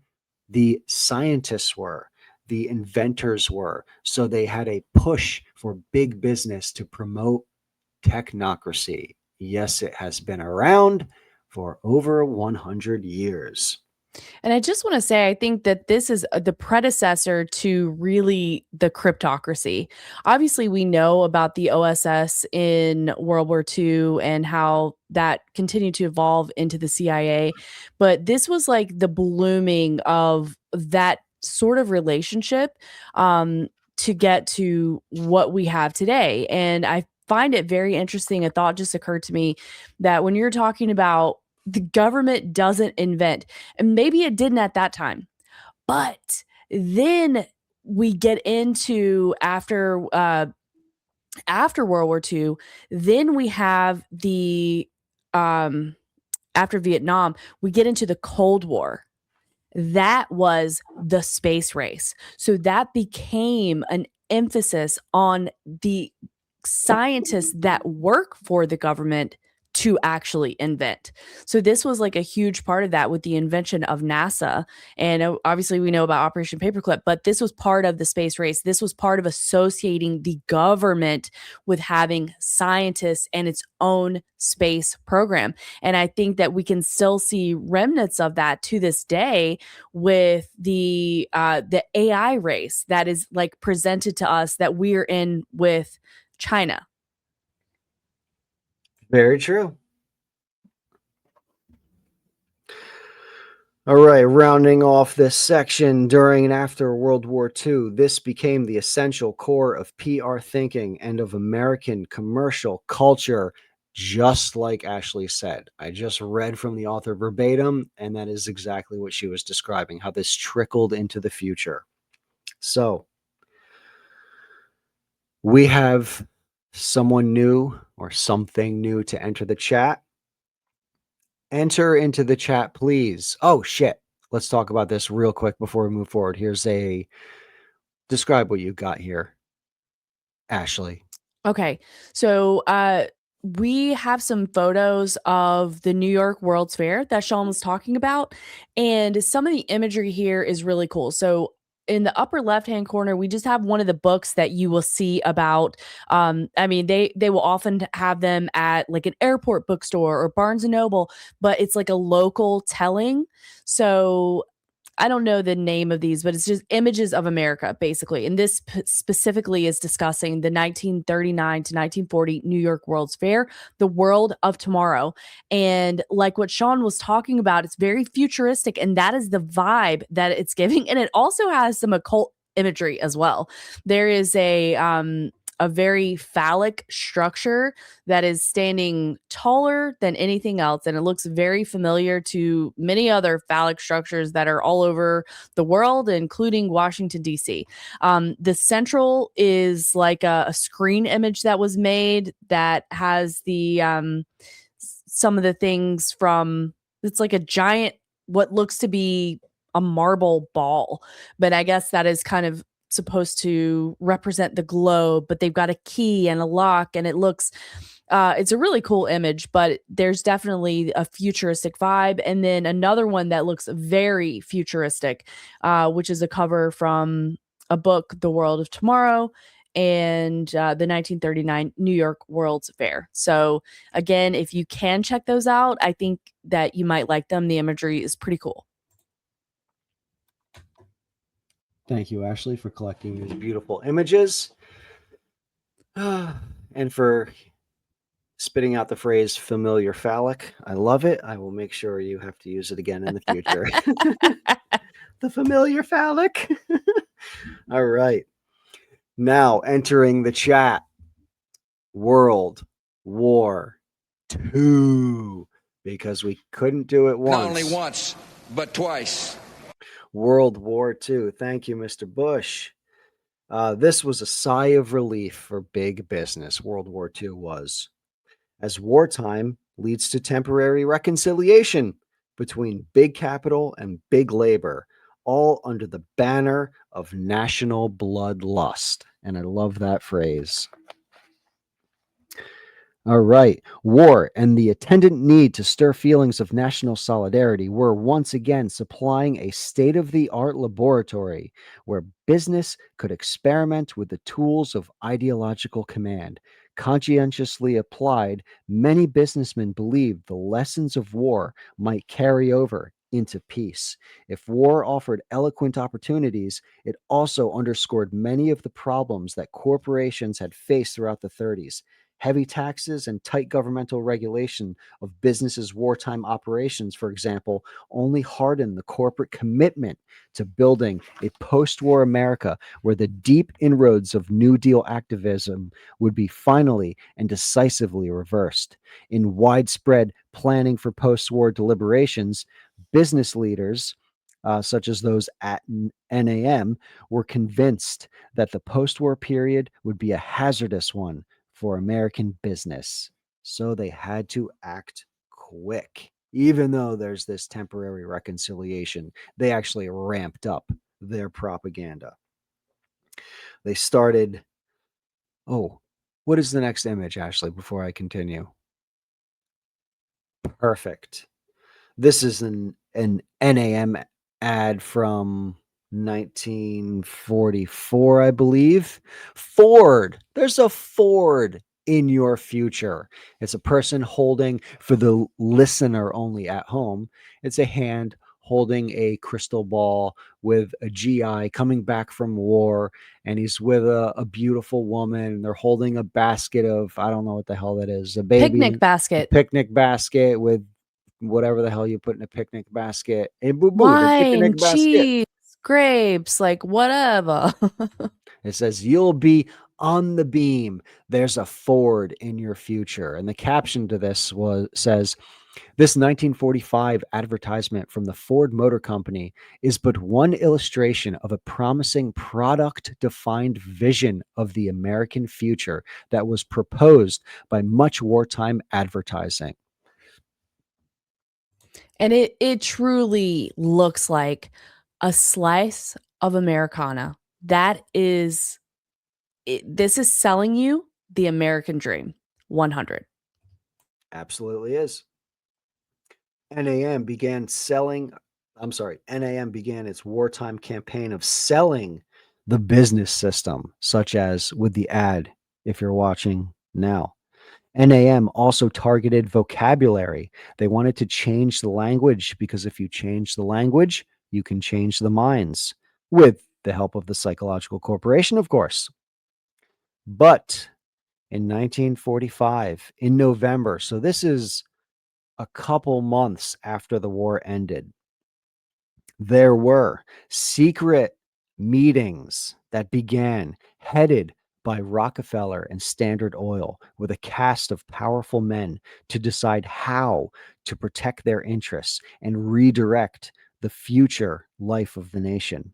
Standard Oil, of course, needed some desperate rebranding after with their trading with the enemy, bad PR during and immediately after the war, and their patent deals with IG Farben. So they weren't looking so good. So they were ready to drop a pretty penny on a new PR campaign. Specifically, they brought in one gentleman. Let's now enter into our chat. Elmo Roper. This is who Standard Oil brought in to help them and NAM. His American behavior polls that at the time were equal to the Gallup polls gave a delightful insight into American attitudes at the time. So he was very important to the industry at the time. To complement Mr. Roper, they brought in another gentleman. Do we have his picture, Ashley? Okay, good enough. To complement Roper, we've got Earl Newsom. No relation to Gavin Newsom, by the way.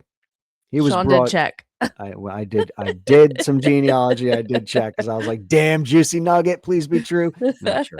No, not starting a rumor here. To complement Roper, Earl Newsom was brought in. He was a brilliant socio-psychological analyst who previously became famous because he helped dig Henry Ford out of his anti-Semitic problem. Antiseptic problem. Newsom's plan was a propaganda campaign of virtue signaling, almost like we hear that term today. He wanted to convince the public that your company has heart, of course, humanize the company. For example, they changed the phrase stockholders in all documentation at the time, and they changed the word to laborers. So you're no longer a stockholder, you're just a laborer. And remember, it was the laborers that were they were banding in unions and they were against big business before. But now they are the stockholders, the laborers. How pretty. Yes, and this change, the fact that they made that effort to do that shows you the power of the language that you use. And this is also the power of the people that are the narrative managers, the power to take a meaning and reverse it. And of course, we saw that and we've seen it many, many times over, but we definitely saw this during the pandemic as well. We had sort of this, like, you know, moving the field post or the field, I don't know. My brain's not working anymore. The goalposts. The goalpost. Moving. Speaking of language, yes, the goalposts. Yeah, speaking of language, mine is not coming to me anymore. But yeah, the moving the goalpost and also flipping, reversing it like Missy Elliott, and the weaponization of language, like that's kind of all part of this. Also, I could not find a photo of Earl Newsom.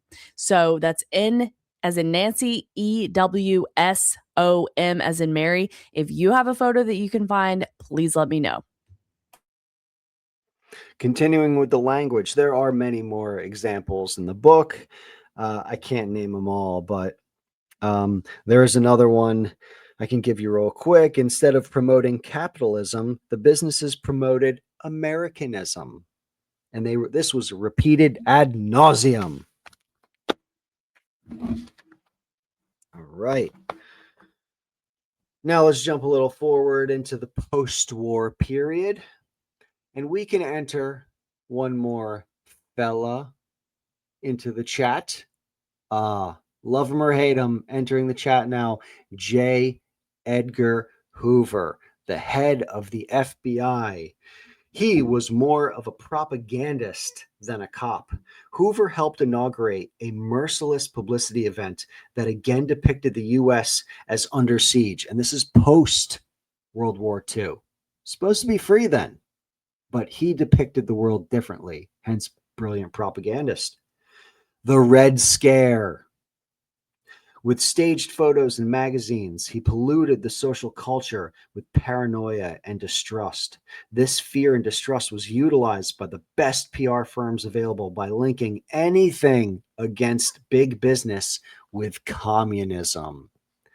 The Red Scare. Let me give you a little example, Ashley.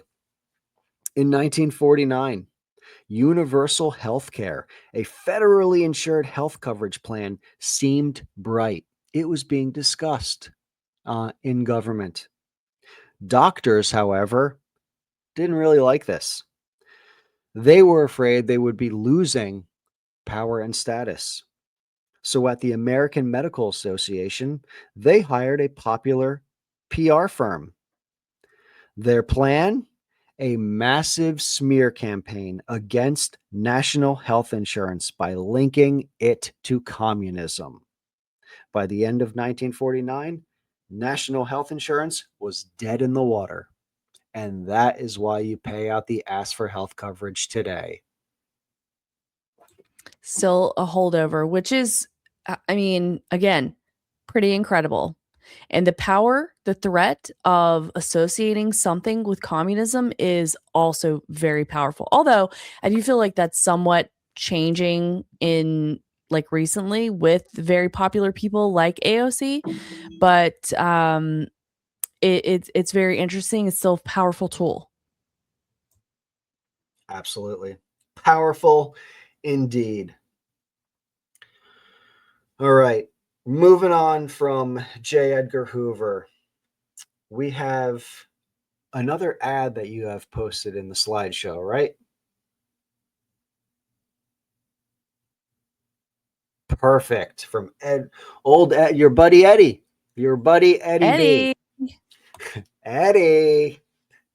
Edward Bernays. Well, we began this book review with Edward Bernays. It's only appropriate that we end with Bernays because we're getting towards the end of the presentation here. So, Bernays has a famous 1947 essay called The Engineering of Consent. I highly suggest you all read, dear audience. However,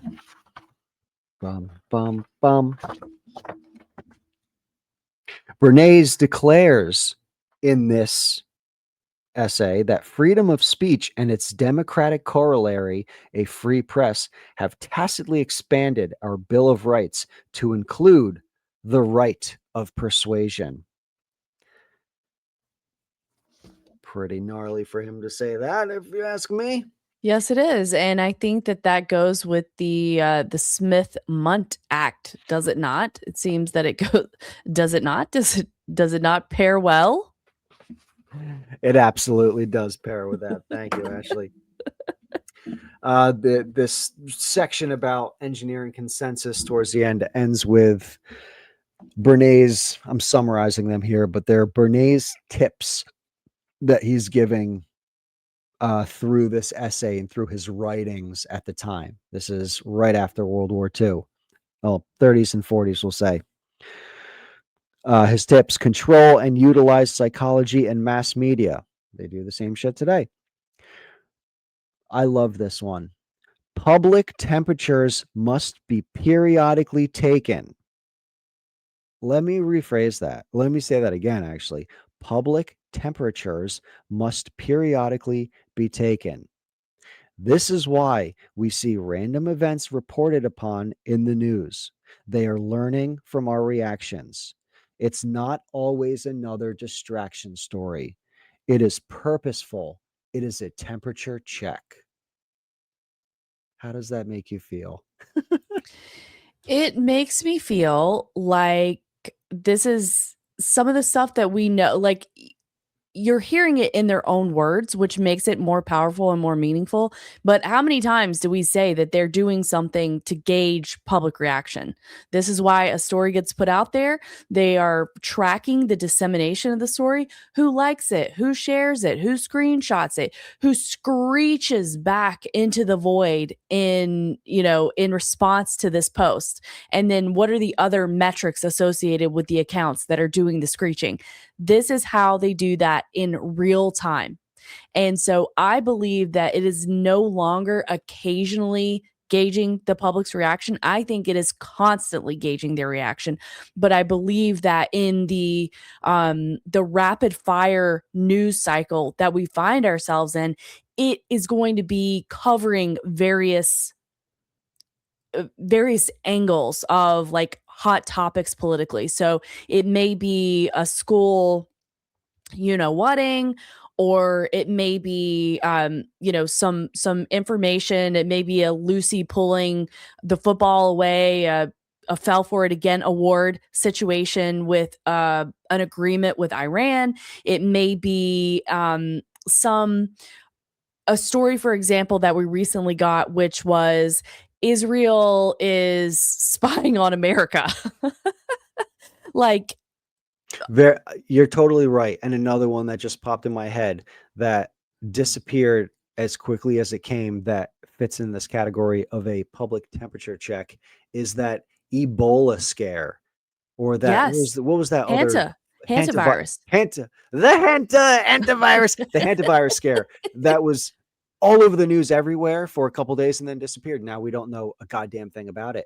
It was a temperature check and they acted accordingly. They were seeing where we are so that whatever they employ next, they know how to do it better. They know when to do it based on the public's reaction of this event. Yeah, finger on the pulse. And I'll tell you, one that also comes to mind is drones over New Jersey. That was one that we had talked about. And another one, a favorite of mine, actually, it's near and dear to my heart because the memes were just so excellent, which is probably part of the propaganda, but it was the Chinese spy balloon. The old Chinese spy balloon. They just happened to get in our airspace, huh? Ugh, I know. They And just sneaked by. the memes we couldn't blow it up. The memes were so good. And one of my favorites was like, I can't remember exactly what it said. Good night something. Good night moon. Oh, good night stars. Good night moon. Good night Chinese spy balloon. But I do think that these little things that we see, they're a blip and you don't see them anymore. I do firmly believe that that is exactly what it is. It's a temperature check. We're just gauging where we're at. What kind of traction does it get? What kind of interaction does it get? What kind of screeching does it get? And they're constantly doing that, in my opinion. Very true. On the small scale and on the large scale. All right, continuing on to wrap up Bernays' tips. He says, utilize powerful emotional appeals. Of course, no surprise there. He says the importance He emphasizes the importance of stagecraft, and a PR expert must be a master at stagecraft because they create the news. Remember, it is Bernays' quote that says, "Newsworthy events involving people usually do not happen by accident. They are planned deliberately to accomplish a purpose, to influence our ideas and our actions." Powerful, Eddie B. Eddie. Eddie. He also recommends commandeering the populist tone. Populist. They also fake a psychological communion, meaning the public and the company or the organization or the government must share the experience, not be separate from it. They must share. They're experiencing it with you. They're just one of us. Oh, Eddie B, you're so good. And that harkens to, I don't know if you remember from like People magazine or some other magazine, but they used to have a section that was like stars. They're just like us. Yeah. They're just like us. Oh my God. Am I getting punked? See, they go to the grocery store too. They have to lift a grocery bag and put it in their trunk as well. They're just like us. They're just like us. Brought to you by Pfizer. Not going to be sponsoring this show anytime soon. Nope. So I think you have another image, right, Ashley? Let's do it. This is the culmination. This is for the times, the 1950s. Now entering the chat, the television. No other medium so completely fulfills all requirements laid out Bernays and the titans of advertising and PR. It is said from one of the famous propagandists of the time, if we have 30 million television equipped homes by the end of 1955, we will have 30 million showrooms where personal, dramatized demonstrations can be made simultaneously. If radio was the Old Testament, TV was the New Testament. This gave opportunity to guide people's thoughts and behavior via both their eyes and their ears simultaneously. This opened a whole new avenue for the PR titans to propagandize the country. Every PR firm quickly added new television departments. Now, let me mention, I tried not to call you out on something before, not in a negative way, Ashley, but you gave insight into what was coming now. Let me read something for you. Already in 1955, one of television's most salient characteristics was its informational brevity, the proclivity among television news producers to process information in the form of bytes. Bytes. TikTok. Goldfish brains of the people. The doom scroll. This is the advent, the birth of the doom scroll. The bytes of information. The shorts, the The reels. shorts. Exactly. This was noticed back then, how important the bytes were. And it's still utilized today from 1955. Yeah, I guess that they don't call it a soundbite for nothing, right? Something that is short, easy to play, and easy to remember, easy to repeat. Soundbite. Absolutely. And that's how they describe this, that it's use of these bytes is what PR firms called tapping into the optic unconscious. Dangerous stuff for us. Honestly, that makes me feel like I really should trash my television. And there is a book that Interesting Books Reviews talks about, which is like the case for, I don't know, I'll have to get back to you whenever my brain is functioning at a higher level, but essentially the case for getting rid of your television for this exact reason. I believe it. Get rid of that TV. So that pretty much ends the book, but I do have one bonus that is mentioned at the very, very end. Good old number 40. Entering the chat, Ronald Reagan. Now we stopped at about 1955. We will pick up on propaganda and PR history in the future, covering all the other decades. I know you're begging for it. And they are mentioned in this book, but it's only a few sentences. Really, the meat and potatoes of this ends in the mid 1950s. Our next event in this propaganda series will specifically be covering the baby boomers in the 50s, the 60s, and the 70s. And it is, again, pivotal information. Just comes with a lot more examples rather than background history. But anyway, I'm done ranting and raving. Let's get into the bonus. Ronald Reagan. Now, as I read this to you, Ashley, I want you to think if anything like this has happened in our day, because I'm going to be flipping forward through a couple pages, but I'm doing it for a very specific purpose. As Kelleher theorized, at least one man, escorted by a team of experienced handlers, was putting such ideas into practice. Apprenticing in a corporate public relations environment that would soon be transposed to the American political stage. His name was Ronald Reagan, and from the beginning, his peculiar metamorphosis from Hollywood actor to president was guided by corporate public relations specialists.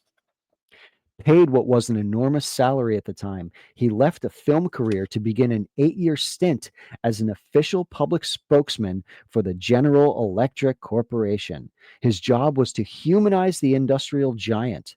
Not only did he host television's weekly General Electric Theater, but he also spent a great deal of time roaming the nation as an affable cheerleader for private enterprise, addressing employees at GE plants across the United States. Traveling from town to town, he would mix with workers and deliver up to 14 speeches a day. Any of this sound familiar yet? We saturated him in middle America, they said. Any of this sound familiar, Ashley?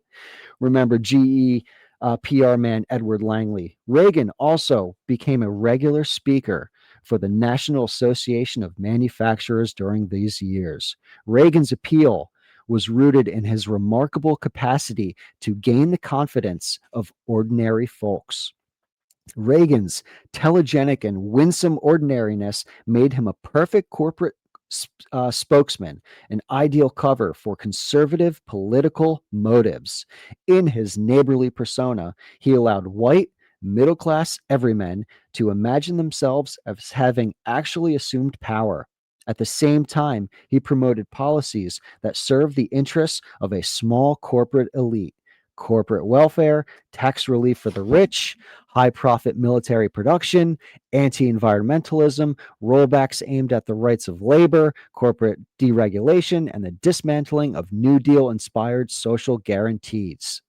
Managed by a corporate coterie, including his handlers at RCA, CIA, GE, people conversant with the notion of engineering consent, Reagan's own worldview was credibly prosaic.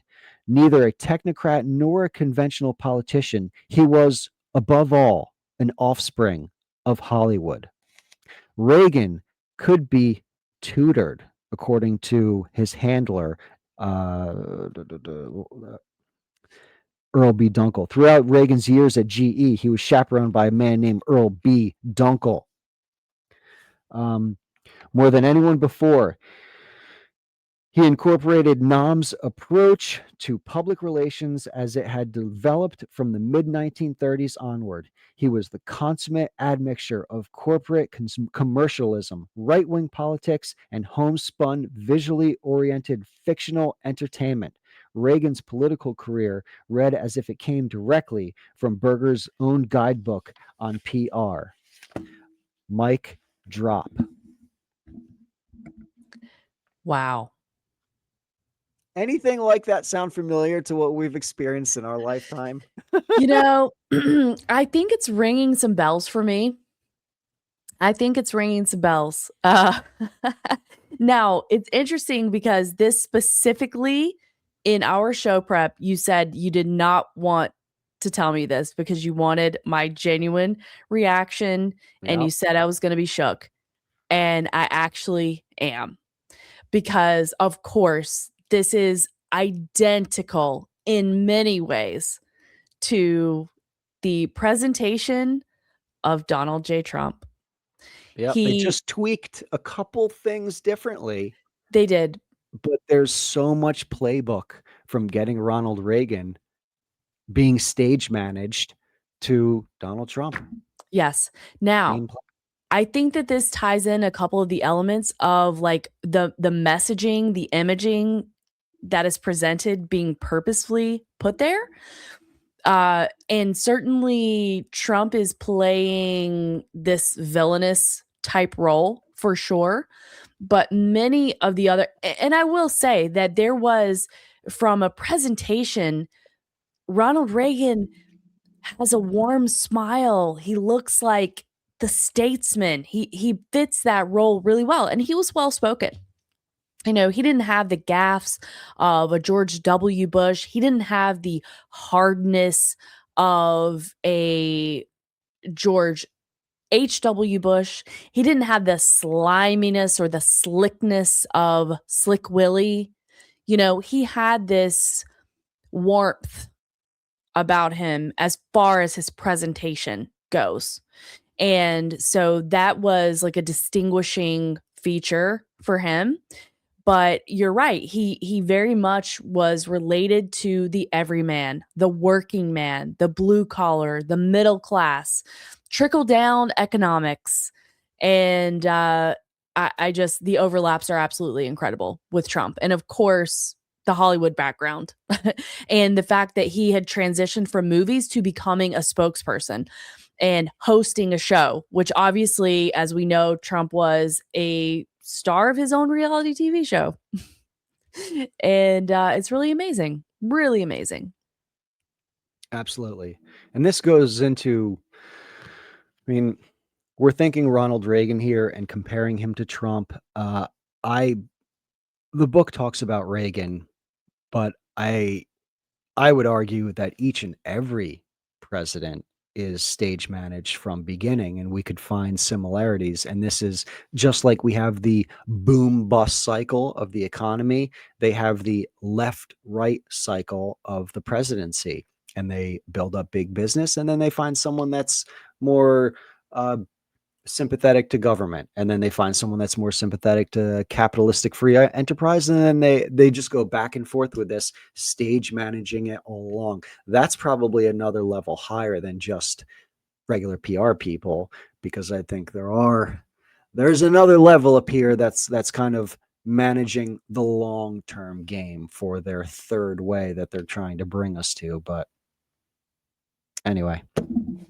Yeah, there's so much of this to consider as far as what we're being presented with. And yeah, this is something that we talk about all the time is who is making the calls, you know, who hires the PR, like who is managing the management team. And I don't think that we necessarily have these answers, but I do think it's important, like what you said, to establish the fact that there is a thread and there is a pattern to be observed as far as what style of administration we're being presented with. And that's something that I think can be or is being exhibited in Trump 1.0 versus Trump 2.0. I think that if you hear Trump speaking in his first term, he sounds very different from this term.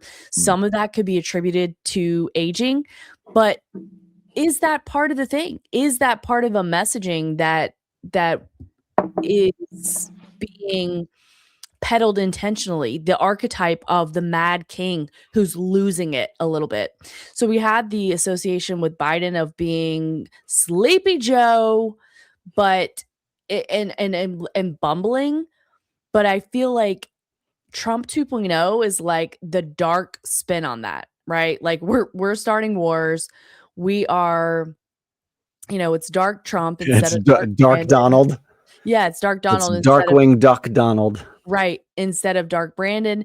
And his charisma is not there in the way that Right. it was in his first term.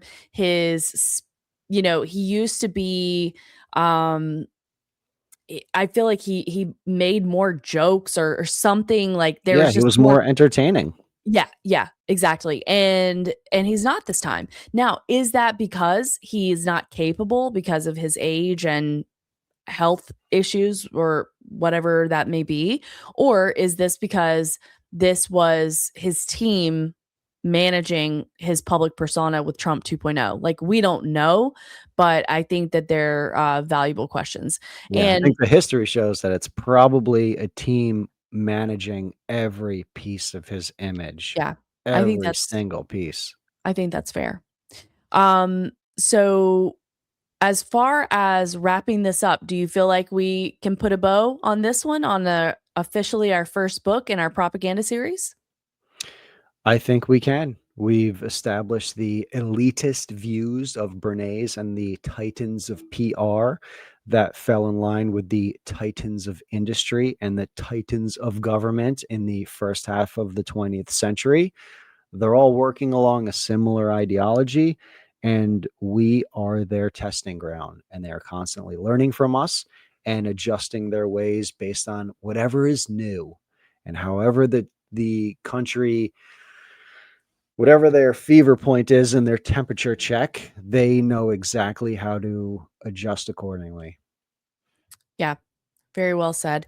And I just want to say that for people that are listening, I hope you enjoyed this. Sean put a ton of time basically reading the book twice with notes, with sticky notes, with handwritten notes, with rehearsing the presentation, the time that we spent discussing the book, going over what needed to be in the PowerPoint. All of that stuff is a lot of time. So I hope that you did appreciate that and really enjoyed and got something out of this, out of our first part of our propaganda series that we're going to continue to be doing. So I do want to thank everybody for tuning in and listening to us. And then I would like to request that you make sure that you like, subscribe, share, and hit that notification bell. That helps us grow the show. That helps us reach out to other like-minded people and hopefully start growing our platform a little bit. And also, you can get in touch with us at thefoolmetwicepodcast@gmail.com. And, feel free if you have questions, concerns, something that you would like for us to do an episode on, anything like that. But I think that is a wrap for now on PR, a public hit. Wait, I missed it. A social history of spin. And Sean, thank you very much for all of your time, energy, effort and work that you've put into this show. Thank you. I appreciate it. This is actually shorter than I thought this part 2 would go. So I'm actually pleased with the length of this. There was really good dialogue, and we brought up some stuff I wasn't even thinking about when we did any pre-show discussion. So this was fantastic. I loved it. Me too. Thank you so much. And thanks again, everybody. We will see you with our next episode. And I think we're still kind of trying to figure out where we're going to go next. We have a lot of different topics that we are looking into and want to present on. So we shall see. But in the meantime, thank you very much. And we will see you next time. Thank you. Good night.